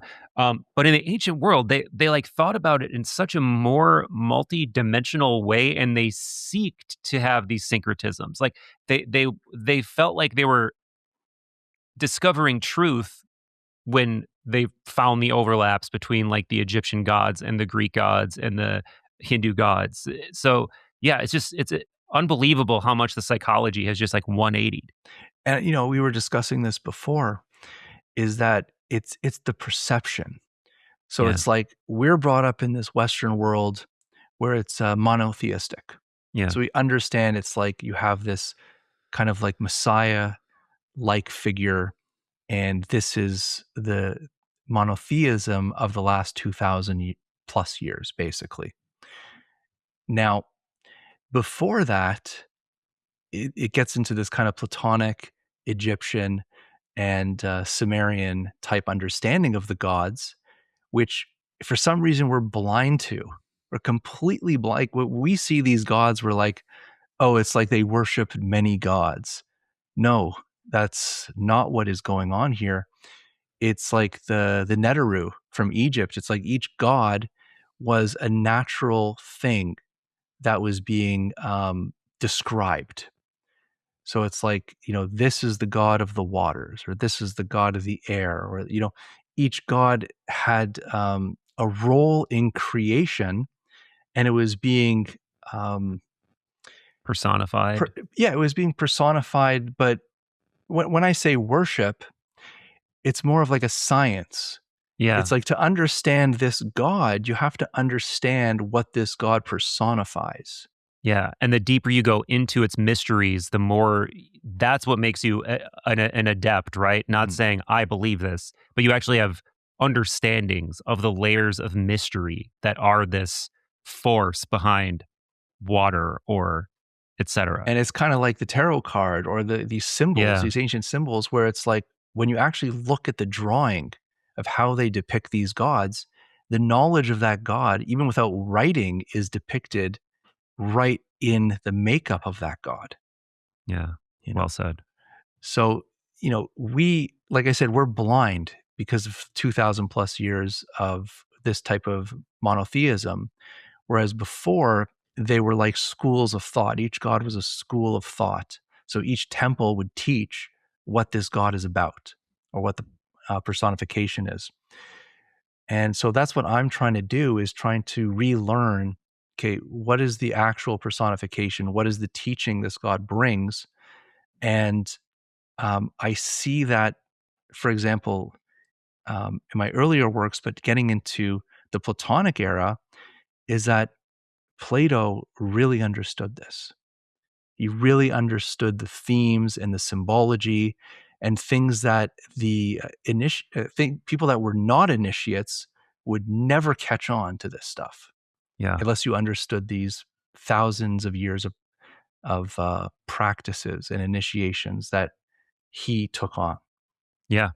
And side note, I think this is why in the Republic you get discussions of like why they should censor popular stories about the gods, because it completely takes you off this sacred mystery track and into this realm of, fantasy and really human vice, right? Like portraying these beings as engaging in human vices takes you completely off the train of like what these things really are Mhm. and the types of deep archetypal insights into reality that you can glean from actually studying these mysteries and the nature of what today we call gods. Yeah. Yeah, so this is like where, like, we started with out of body experiences, and then I'm trying to discover the afterlife and what ancient cultures thought and different theologies. And it's like every road, it didn't lead to Rome, but it led to the stars. Yeah. It led to this kind of northern idea of the stars.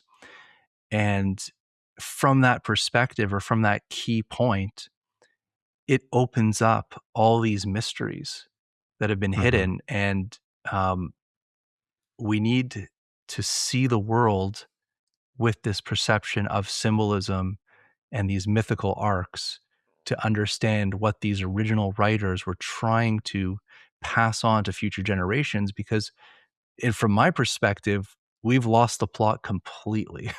Yeah. Like, Yeah. we do not know where we stand at all, because we have no clue what the original intentions of these writings actually meant. Yeah. I think that's indisputable. I think that's absolutely indisputable.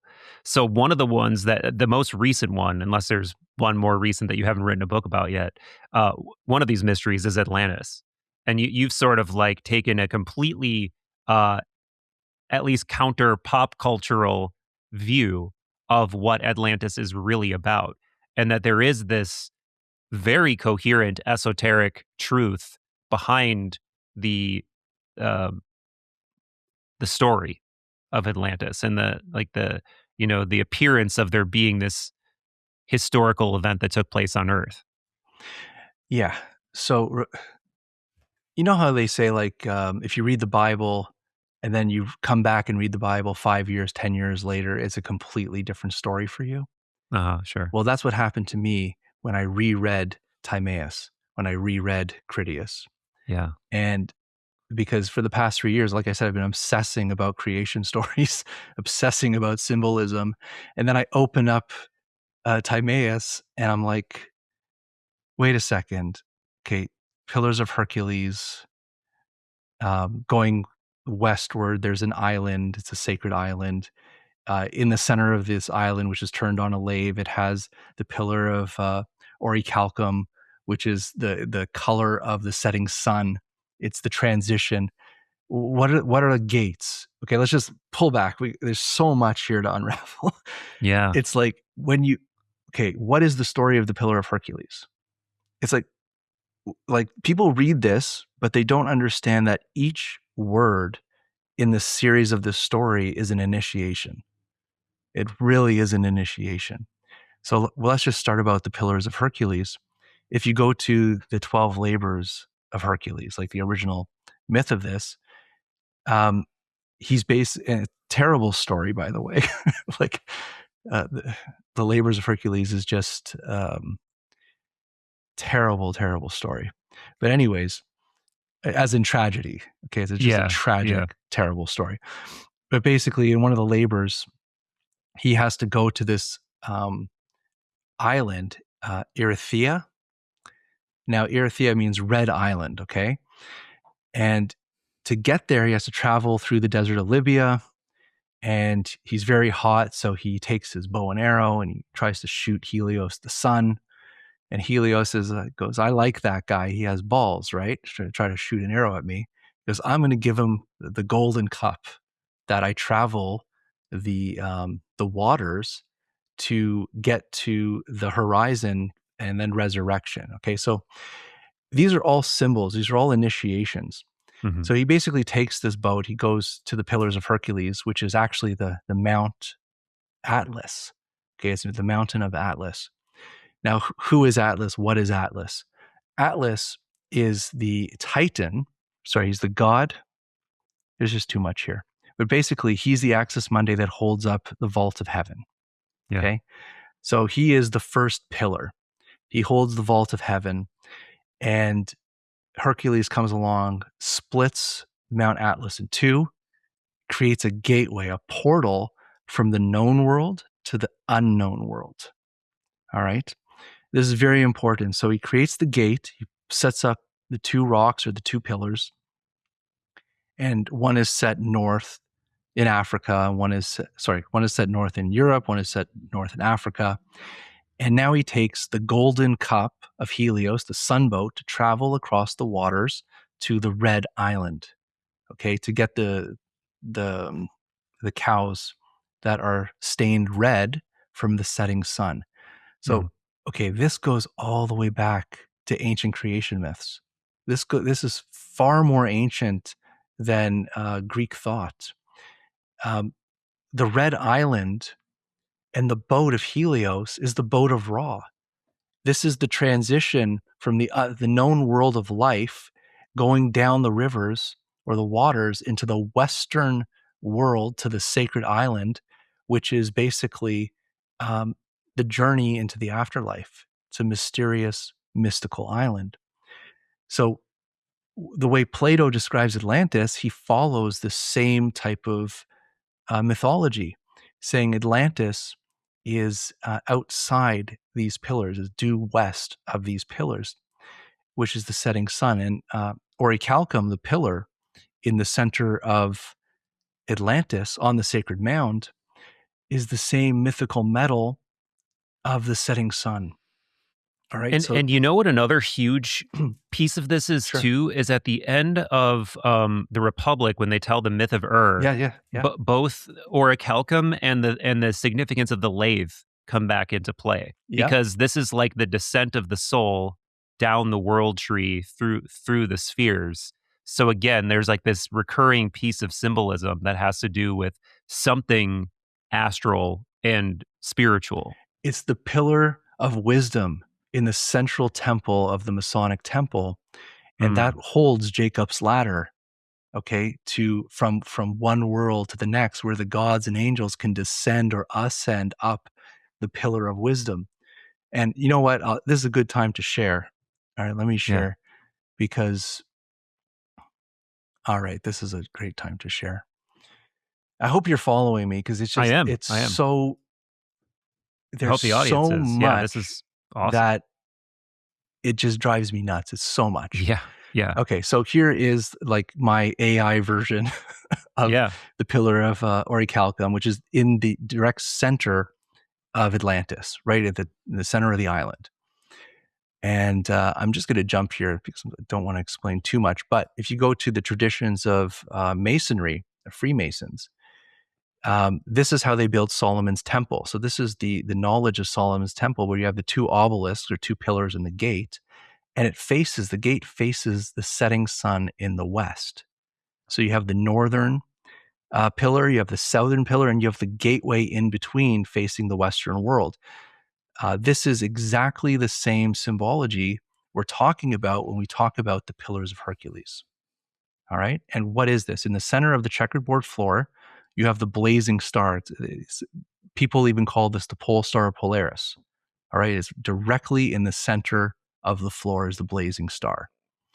Now, when the sun reaches its furthest point on the horizon of the 23.5 degree tilt of the earth, the pillar casts a shadow across the floor, crossing the blazing star into the corner, So the shadow on the floor will show you the date of the summer solstice. As it goes to the south, it'll show you the winter solstice. Now, Mm. when it goes directly from the east, the rising sun of the east, during the equinox, it passes directly through the gate and it lights up the Holy of Holies. So this is the transition. This is the gateway of the gods. This is your ascension, is the equinox. That's why the equinox is so important to these cultures, is because this is when the gateway, the Holy of Holies, is opened up. And so here's another depiction of that. Mm. But, we see this everywhere. So even in Petra, they designed Petra to do the exact same thing so that the Interesting. sun would rise and cast the light in the corners and would illuminate the sacred altar during the equinoxes. So this is kind of like a worldwide phenomenon of the same knowledge, same ancient knowledge of these calendars. And like I was showing you before, you have the two pillars, which you can say is like the pillars of Hercules. And then you have the central pillar, the Axis Mundi, which is the Mm. sacred pillar of Orichalcum in the center of the island, which allows you to travel between, or the gods or the angels to travel from the northern sky to the physical earth, to the And foundation. and a lot of times you'll just see the two pillars. You'll see the pillars of like Joaquin and Boaz Yeah. or whatever. But in this one, there's three. And is it like the third one is more implied usually, or It's the inner chamber. It's okay. like, that's like the Holy of Holies. So there's, well, this is wisdom. Okay. Um, but it's like the climbing towards enlightenment. This is like the Axis Mundi, but it's based off of these very ancient star traditions of calendars and the seasons. So it's marking the ceremonies. When this shadow hits certain places on this checkerboard floor, or altars in Solomon's temple, when the shadow or light touches certain altars, then they know it's time for this ceremony, or it's time for this ritual, it's time to Mhm. plant, it's time to sow, Yeah. you know? And so it's all of this. And basically, what these pillars represent is the axial tilt, the 23.5 degrees, which gives us the constellations and the northern sky. So it's the same symbolism, it's the same story of this transcendence of going from the known world, the world of life, into the world of death, the unknown of the West. Because if you go back to Egyptian traditions, for example, the West is always the direction of death. Mm. All right. It's the entrance into the underworld, it's the entrance into ascension, basically. So we haven't even started the story of Atlantis. Yeah. You And started to hint at some of the, pieces of there, but yeah. but that's what I'm trying to say. It's like every piece of the Atlantis story is an initiation, Yeah. and to understand what these things are. So going back to the star charts, is I was looking at the sky and I said, okay, Plato has given us this very specific date of the destruction, 9,600 BC. And before I even get into that, see, there's so much. He gets it from Solon, who Yeah. gets it from an Egyptian priest. Mhm. Okay, so all of this comes from Egypt. The story comes from Egypt, and where does he get the knowledge from? They go to the temple of Neith. Okay, Mm. who's Neith? What is the temple of Neith? Why is the story written in the temple of Neith? And Crantor, which is one of the first Neoplatonists, he wrote, or he told people and wrote, that the story of Atlantis is written on the pillars within the temple of Neith. Okay, again, this is all symbology. Neith is the Egyptian god of the stars. Mm. Okay, is the temple of the stars. She weaves the fates and the movement of the stars together. Okay, so why would the story of Atlantis be in the Temple of Neith, which is all about the stars. Okay, so like I said, every piece is it's an initiation journey. So if you look at the stars, 9,600 BC, which is an incredible date because we do have physical evidence that the world basically ended around that time, floods and destruction and everything. There is no pole star. It's in between the pillars of Hercules, which is esoterically the legs. And it goes back again to these teachings of the cosmic man. I don't know if you know much about the cosmic man. Adam Cadmon. Yeah, it's basically it goes way back to the pyramid texts where you have the children of Horus, or the twins of Atum, which are the legs and arms of the creator that basically hold the corner points of the sky on pillars. So there's 4 pillars holding up the sky, and that's known as the arms and legs of Atum, or the children of Horus. And even in Timaeus, they describe the cosmos essentially as like a living being. I think they use the word animal. Yeah. Like a living animal. So I wonder if this is almost like akin to that. Yes, I think he was talking more about the fixed stars and constellations as the eternal animals. But yeah, we can get more into that quote later. But so a pillar has the symbology of the legs. All right, the legs of the cosmic man. And you'll find this in a lot of Hermetic texts as well. Now, so for me, looking up in the sky and saying that during the destruction, there was no pole star, but it was in between the pillars of Hercules in the sky. That's a pretty interesting correlation, as above, so below. And then I thought to myself, okay, let's draw this out. Let's figure this out. The story of Atlantis is that there once was this incredibly powerful naval power that was in the west of the Atlantic, and that their technology was they were able to travel the Earth. Well, what do you need to travel the Earth? What is that technology? We were talking about it before. It's the pole star. Yep. So to be a naval power, you need a pole star to navigate. Okay. So what's a Platonic age, which came named after Plato? Platonic age is 2,160 years. So I said, okay, let's take the clock back from 9,600 BC to, let's say, about 2,000 years. Let's go about 12,000 BC, 14,000 years ago. Well, guess what? The brightest star in the sky, which is Vega, becomes the pole star. All right, which you have to understand, we have Polaris right now, but Vega is 6 times brighter than Polaris. So out of the 26,000 year period,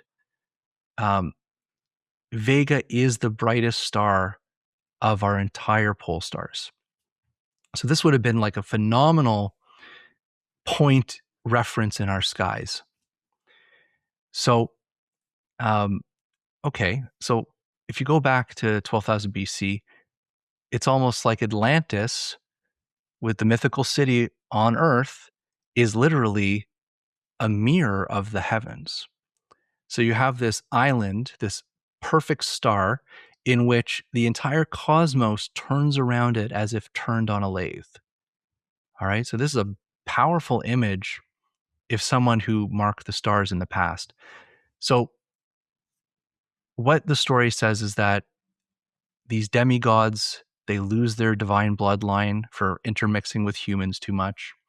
So they start to move outside their boundaries and go to war with the Proto-Athenians. And if you look at this on a map, and you know what, I'll just throw this up here. Yeah, please. Actually, could I give a little more background info? Of course. All right. Because it's such a big story. We got to get this right. All right. So Solon goes to meet the Egyptian priest. And this is what the Egyptian priest tells Solon, okay? Yeah. It's very important.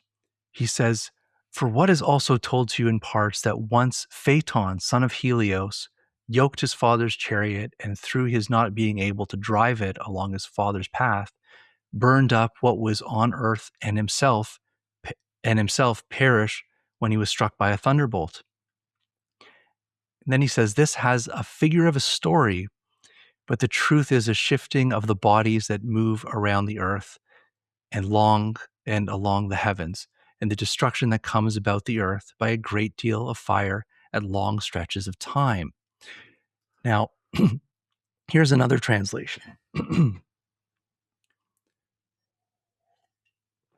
priest says to him, Yeah. there have been and will be many destructions of mankind arising out of many causes. The greatest have been brought about by the agencies of fire and water. Now, this has the form of a myth, but really signifies a declination of the bodies moving in the heavens around the earth, and a great conflagration of things upon the earth, which reoccurs after long intervals. Now, why is this important? Why is this story about Phaeton so important? It's because what the Egyptian priest is telling him is that this isn't like we talk about myths Mm-hmm. as the gods and these journeys and what happens, but what it really is has to do with the moving bodies of the heavens. So when we're talking about, oh, the Atlanteans are being punished, or the god Zeus comes in and, you know, he brings earthquakes and he kills the Athenians and the island sinks, it's almost like a punishment. What the Egyptian priest is saying right before he tells the Atlantis story to Solon is that that's not the case. He goes, what these stories really represent is the movements of the heavens. Yeah. All right. And by the way, this is the thing that is usually interpreted by people as like the Younger Dryas impact event, right? Like the Randall Carlsons of the world argue that this myth of Phaeton is a myth that it's, you know, or an allegory for like something hitting the earth and causing this cataclysmic event, which was the thing that wiped out, presumably wiped out the terrestrial Atlantis and caused this Younger Dryas impact. Right. Which And is different from what you're positing. what I'm positing is that there is a historical record of this destruction. And Plato nails it at 9,600 BCE. Now, what the priest is saying is that even though we tell it as a story, the story itself is not the history, but it reveals the history. Mm-hmm. All right. So it doesn't necessarily mean that there's an island, but it could mean that there was something like an island or the story of an island that saw this. And I think in his time, there was a destruction of an island. So it would, you know, be in resonance with the people, you know, but he's saying that they carry this forward through myth. So I agree with Randall. Like, I agree with all of these people that there could have been a physical island of this destruction. Okay. But, you know, I'm not discounting any of that. But what I'm saying is there's a more interesting and deeper layer to this story that people have glossed over, Mm-hmm. that I'm trying to recapture with this knowledge. You know, so when we talk about Atlantis, for example, it's like this is the actual geometry of Atlantis based off of Critias's reports. So this is the sacred geometry of Atlantis. But in the Timaeus, you have Timaeus talking about how the demiurge, the good demiurge, creates the universe. So here, check this out. So this is from Timaeus, and he's talking about the creation of the universe. He said, the demiurge wrought the universe into a round in the shape of a sphere equidistant in all directions from the center to the extremities, which of all shapes is the most perfect and the most self-similar. And on the outside roundabout, it was all made smooth with great exactness. He spun it round uniformly in the same spot and within itself and made it move revolving in a circle. He made the universe a circle moving in a circle, And then he goes on to say in the next line, but the inner motion he divided into 6 places and made a 7th unequal circle. So it's like he is almost describing the universe in the exact same way that Yeah. Critias is describing Atlantis. Yes. So my whole thing is Critias and Timaeus, they're two different versions of the same story. Yep. One's the mythological vehicle for the metaphysical vision of Timaeus. Mm-hmm. Mm-hmm. And so, But one thing we should mention yes, is Plato often does distinguish between mythos and logos. Like I'm telling a mythos now, or sometimes he says a likely. I think he says Timaeus actually is a likely mythos. So sometimes he even yeah, like story. mixes the two together. Yes. But over and over again in the Atlantis story, they do say this is true. Yeah. This is a true story. This is not a myth. But I think there's an argument that you could be made that what they're trying to say is even truer than true or something like that. That's what I'm saying is like, what is the truth? Mhm, mhm. How do we get to the bottom of this? Like, if you want to be a total physical, there was a actual Atlantis, then you have to take Plato for his word. All right. You can't say, well, he kind of meant this, or maybe he kind of meant that. You take the literal explanation that Plato tells you. So, he says, well, first of all, you have to like throw out all the stuff about the gods and Poseidon coming down and, Right. You have to having, relations with Cleto and having god kings, which are twins. So you have to like discount all this mythological stuff because how can that be true if you're looking for a physical Atlantis? right. The next thing he says it's the size of Libya and Asia. And if you actually calculate that, it's almost exactly the same size as North America. So it's not like a little island off the coast. You're talking about an entire continent Mhm. off the coast. And, in the description of Critias, he talks about the animals, the trees, like the fruit, like all the things, the gold, the minerals, the bounty of this place. And another thing, the weird thing, he keeps mentioning elephants. Like elephants, that's what Atlantis is like, has a lot of is elephants. Well, it's like if you're looking back in time to about 11,000 years ago, you're not looking for an island, you're looking for an entire continent. Okay, so I think to try to find an entire continent would be very easy to find, and I would think that the best description of Atlantis would actually be North America at that Yeah, time. that is an argument that some have made that does not seem like the most far-fetched argument. Right, and I know Yeah. that the Templars and even I think Scott Walter even talks about this, is that they believe in their traditions that Atlantis is North America, and that's why they Mm. wanted to come over here. And you know, they did have woolly mammoths here. It's true. They died out. So very interesting. But North America didn't sink. It didn't sink, you know. But here's the other thing, which is the kind of allegorical story of the stars, is during the time when Vega was the North Star, you could travel to North America. But the moment Vega moved out, you lose celestial knowledge, and suddenly you cannot navigate to the sacred island. Why couldn't you use a different, um, like, fixed star or constellation as, like, a guide? You'd have to be very good at that. You'd have to be very good. And the problem is that when you look up into the sky, when it moves away from Vega and it goes into Hercules, um, Hercules will be in different positions depending on the season. And the pole Yeah. star closest in Hercules is Tau Hercules, which is in the leg, in the right leg. And it's very faint. It's very hard to find in the sky. Okay. But then you have 6,000 years after Tau Hercules of nothing in the sky. All right. The closest thing in the sky that you have is the Big Dipper, the 7 stars. But again, to navigate using the 7 stars is you have to know the seasons. You have to be really good at it. So yes, you could navigate, but it becomes very hard to navigate and very easy to make mistakes because you're Okay. basically looking up into a dark sky and you have to find the 7 sages, and you have to know the season. You got to know the time to align yourself to that northern point. Got it.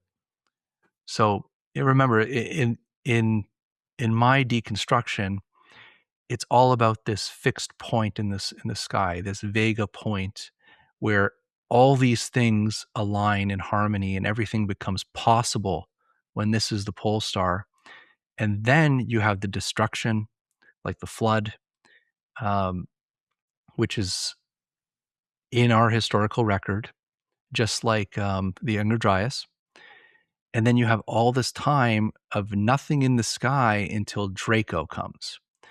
And once Draco comes, which is around 4,000, 3,500 BCE, this point in the sky is now the central focus of life again. So you have the booming of civilization at this time. You have the building of the pyramids at this time. You have the Akkadians, the Sumerians. You have all this civilization coming to a head at this time. And what's really interesting, if you look at the chronological order of the Bible, because they say like the biblical calendar, we're at like 5,780 something, I think, right now, years. Mm. If you go back in time to the generations of the Bible, when Genesis is said to have happened, that date coincides almost perfectly with when Thuban becomes the North Star and the building of the pyramids. Okay. I didn't know that. So it's like, even in biblical tradition, that's the start of the world again. And that's, if you go to the deluge stories, did it take 6,000 plus years of floods and destruction and no navigation in the heavens Mm-hmm. to then suddenly come up to Thuban, which is the serpent in the sky, the serpent that coils around the tree that offers knowledge again, Mm. and then suddenly humans have awareness again of life and the toils of life. It's the start of the calendar again, right at that Yeah. point. So there's a lot of connections to this story that makes it. It's like once you put all these pieces together, it's like everything lines up perfectly. Yeah. Well, we're getting deep into this, but I do want to give you a chance to like finish going through this Atlantis progression and how Sure. these pieces map on to the astronomical sort of developments. You see, we can go like this for forever. Yeah. Yeah. There's a lot here. Okay, so I'll But just yeah, show you. yeah, please do. Okay, I'm gonna fly through some things. Okay, so for example, you have Poseidon, who is the god of Atlantis, Hmm. and he is known as the god of the seas. And you go back to the Egyptian god of the waters, which is Nun. All right, so there's this kind of connection between Nun and Poseidon, and the story is that before he encircles Atlantis with 2 circles of water and 3 of land, there's a woman, the daughter of 2 humans, that lives on this hill. Her name is Cleto, and he falls in love with her. He comes down to the sacred mound, creates 5 sets of twins who become the god kings, the demigods of Atlantis. So this is the exact same story of like the Nephilim coming and choosing human Right. wives, Right. creating twins. Well, if you go back to Egyptian creation myth, you have the story of the central mound, the Ben stone, and Atum rising from the dark waters. So Atum is like the self-created God who stands on the mound, the sacred mound of creation, surrounded by the waters of Nun. So it's kind of like this island, and he becomes the light, and he starts creation by creating the first twins, which is Shu and Tefnut, which is air and moisture. And Shu and Tefnut then create Nut and Geb, which is the earth and the heavens. And then Shu is punished because Nut and Geb create the creator gods. They have sex and create the world. So the punishment was to separate Nut and Geb. So they put Shu between Nut and Geb. So you have this Axis Mundi figure of Shu holding up the heavens so that they don't reproduce. And it's the exact same mythology when it comes to Atlas. And Poseidon and Kleto's first set of twins, they name one of them, they name Atlas, which gives the name Atlantis and the Atlantic Ocean. Mm-hmm. Mm-hmm. And he is mythologically the person who's punished to hold up the heavens. All right. So you have this kind of direct copying of the Egyptian creation myth of Shu and Tefnut and the mound, the sacred mound of Kleto. All right. So if we do the stars analysis of this, here is Atlantis. Yes. And we have the Strait of Gibraltar, or the Pillars of Hercules here going westward. In the sky, you would have 12,000 BC, you'd have Vega as the pole star. But as Vega fades, it's almost like it drops into the water. And this is the same story of, the boat of Ra going down the waters into the horizon and then over the horizon into the night sky. So it sinks, the island sinks. And then you have the Athenians who are now victorious, but now they fall. They get destroyed by earthquakes because this is not a stable pole star. Hercules is not a stable pole star. And when it does become a pole star, Hercules basically spins around it almost like I don't even want to say this, but if you look closely, this is kind of like the whorls. Mm-hmm. It looks almost like a swastika. So right. So this will turn. Thanks for saying it that way. Yes.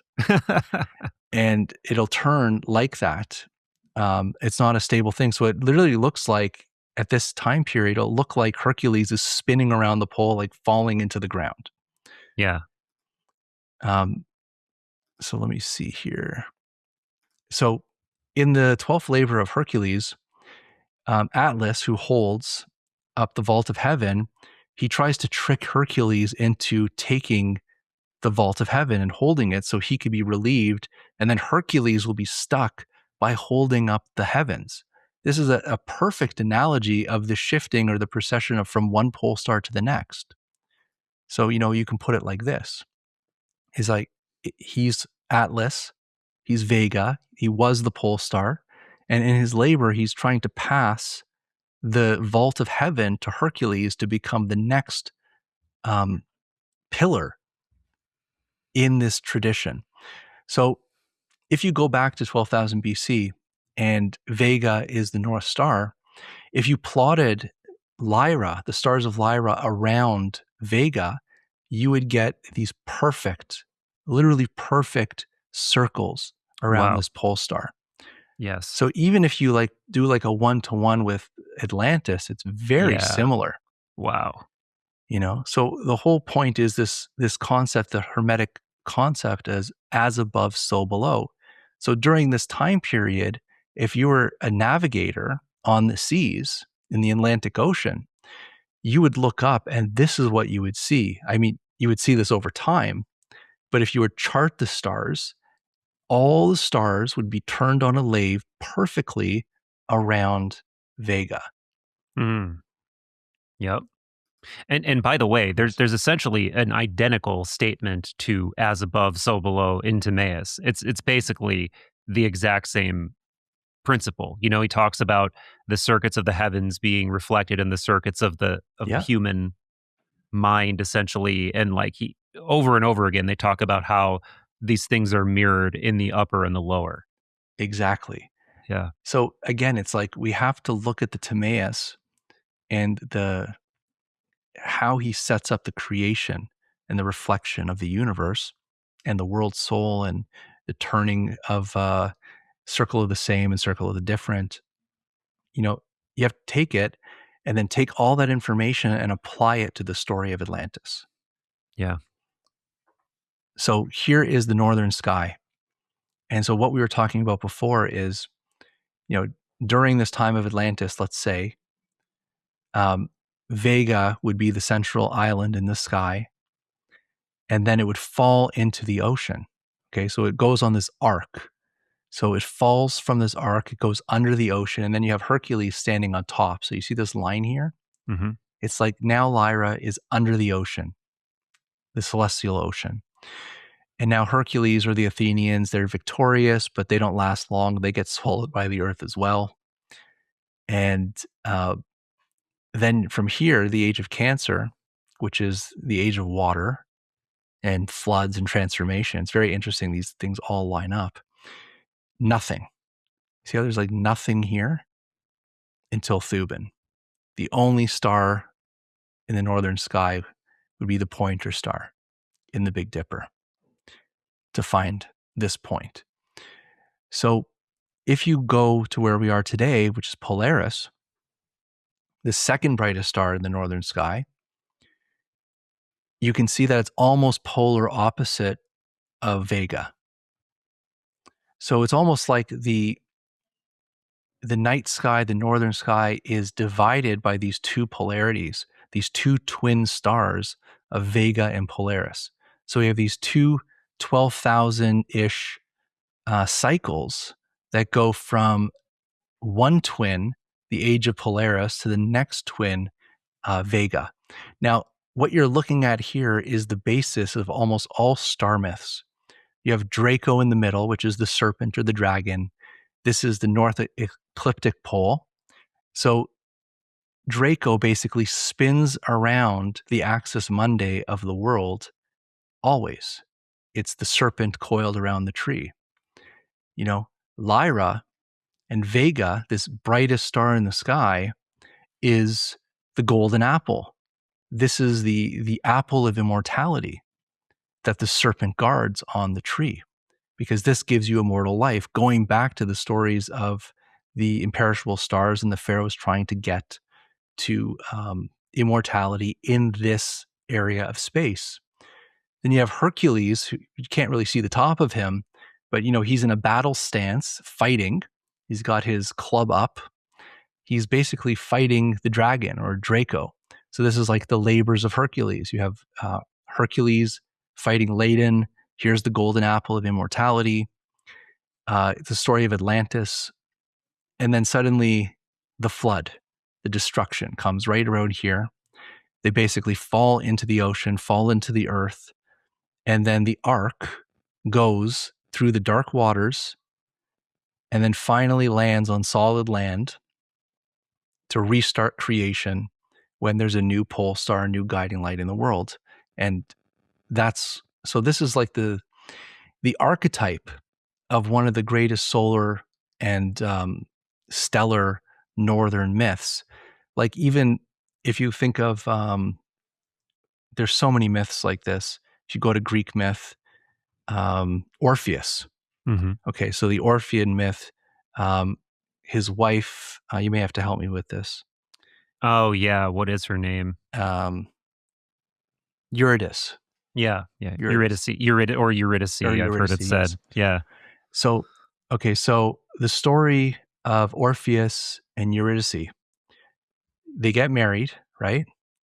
She's running in a field, and what happens? The snake bites her ankle. Yeah. Okay. She enters the underworld. What does Orpheus do? He takes his lyre, which is Lyra. Yeah. And he travels into the underworld. Okay, so he has to travel into the underworld to get her back. Mm-hmm. And he plays the lyre. So the story is, he doesn't get her back, obviously. And he lives a very... He almost does. He almost does, but he looks back. He looks back, which broke the rules. And she goes back to the underworld. And it's kind of like this allegory of, you can't hold the pole star that's always moving. You can't shift back to this thing. And so he has a tragic life. He gets ripped apart. And there's an interesting, I've never thought about this too, Yeah. but then there's the interesting personal note of how this could map on to the after death process of the individual human as well. Yeah. Like maybe there's something about looking back being an allegory for like getting sucked back down into, what the Platonists would call generation or reincarnation. Maybe it's something like that, where if you're trying to make this astral journey to the pole star or like into the realm of the gods, you can't, looking back might be the thing that sort of sucks you back into the world or something. Yeah. Even the story of dying on the cross. You have the Northern Mm, Cross right here, which is also the Alpha and Omega, which I can get into more later. All right. So this is like the start and the end of the period right here with the Neb. But to continue on, which I kind of lost my thought already. Oh, yes. But okay. So Orpheus dies. And to commemorate him, Zeus sends his eagle, Altair, which is the constellation right around here, mm, to fetch his lyre from the river, and he places it as Lyra. That's why it's called Lyra, and the symbol of Lyra is, okay. that's what it is. And, this is the music of the spheres. This is where harmony comes in. So if we go back to another creation story, which goes even further back in time. Remember with Ra or Atum and Shu and Tefnut. Okay, so when the firstborn twins, Shu and Tefnut, drifted into the waters of Nun, which is the cosmic ocean, Ra dispatched his eye to retrieve them. During its absence, a new eye manifested in the central position. Upon the original eye's return, it raged at its displacement. To appease it, Ra elevated the first eye to the exalted role of the Urius, the rear and cobra of protection and royal authority placed upon his forehead. All right, this is like the exact allegory, a star allegory of the moving of the pole. Mm. That at one age, it's one eye or one star, and in other age, it's another. So when it comes back, it's very upset. And again, we have Draco, the rearing cobra, the Urius, is Wow. placed at the crown of the head. And what is the crown of the head? Is the northern sky. That's why we call our head our temple.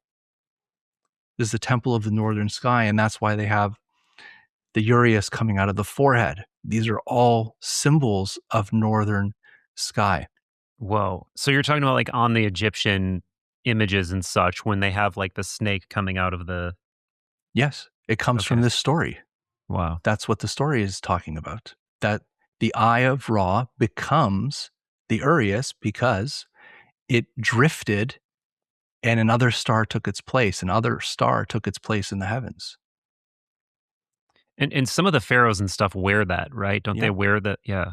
Yeah. And there's different mythologies about it. I mean, it could represent the lower world and the upper world. Hmm. The lower world would be the serpent and the upper world would be the, what is it called? The vulture. Got it. So the myths change, but there's all these things, these star myths that point to this one thing, which is the changing of the pole star.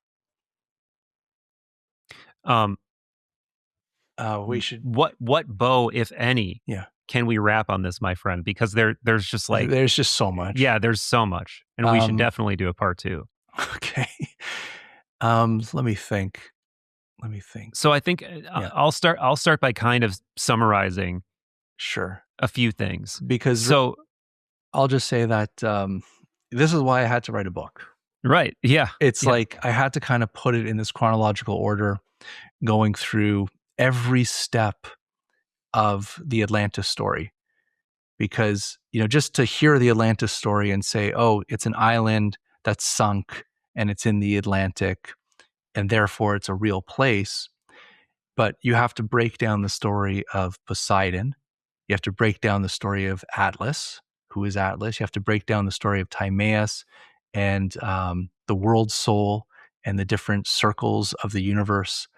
And then you have to break down the birth of the twins These are all themes that come from ancient creation myth. The most important one is the creation of the sacred mound in the center of the island, surrounded by the waters. You have Mount Muru, which is found in Eastern traditions, Yeah. Yeah. and you have the gods churning the ocean. Yeah. And what are they churning the ocean with? Of the island of Mount Muru.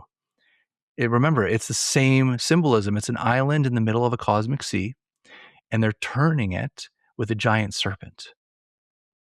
It's the same symbolism of the northern sky, and Draco, the serpent or the dragon, being the guardian of the threshold. He maintains the order of the cosmic tree, and he passes the pole star from one age to another. This is why in the Garden of Eden, he is the threshold. He is the serpent that offers the apple to humanity. And when this happens, the fall happens, we get our memory back, we know we're naked, we start civilization again, chronologically aligning precisely to when Draco becomes the pole star again in the sky. Yeah. You're blowing my mind, man.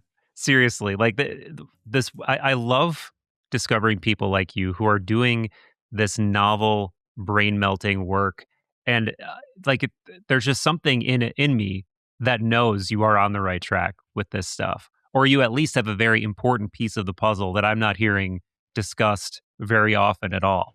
And again, coming full circle to the earlier parts of the conversation, the fact that you are in part getting a large amount of this inspiration or these key insights from like altered states of consciousness and or more exotic states of consciousness that most of us are still trying to figure out if they're even real things.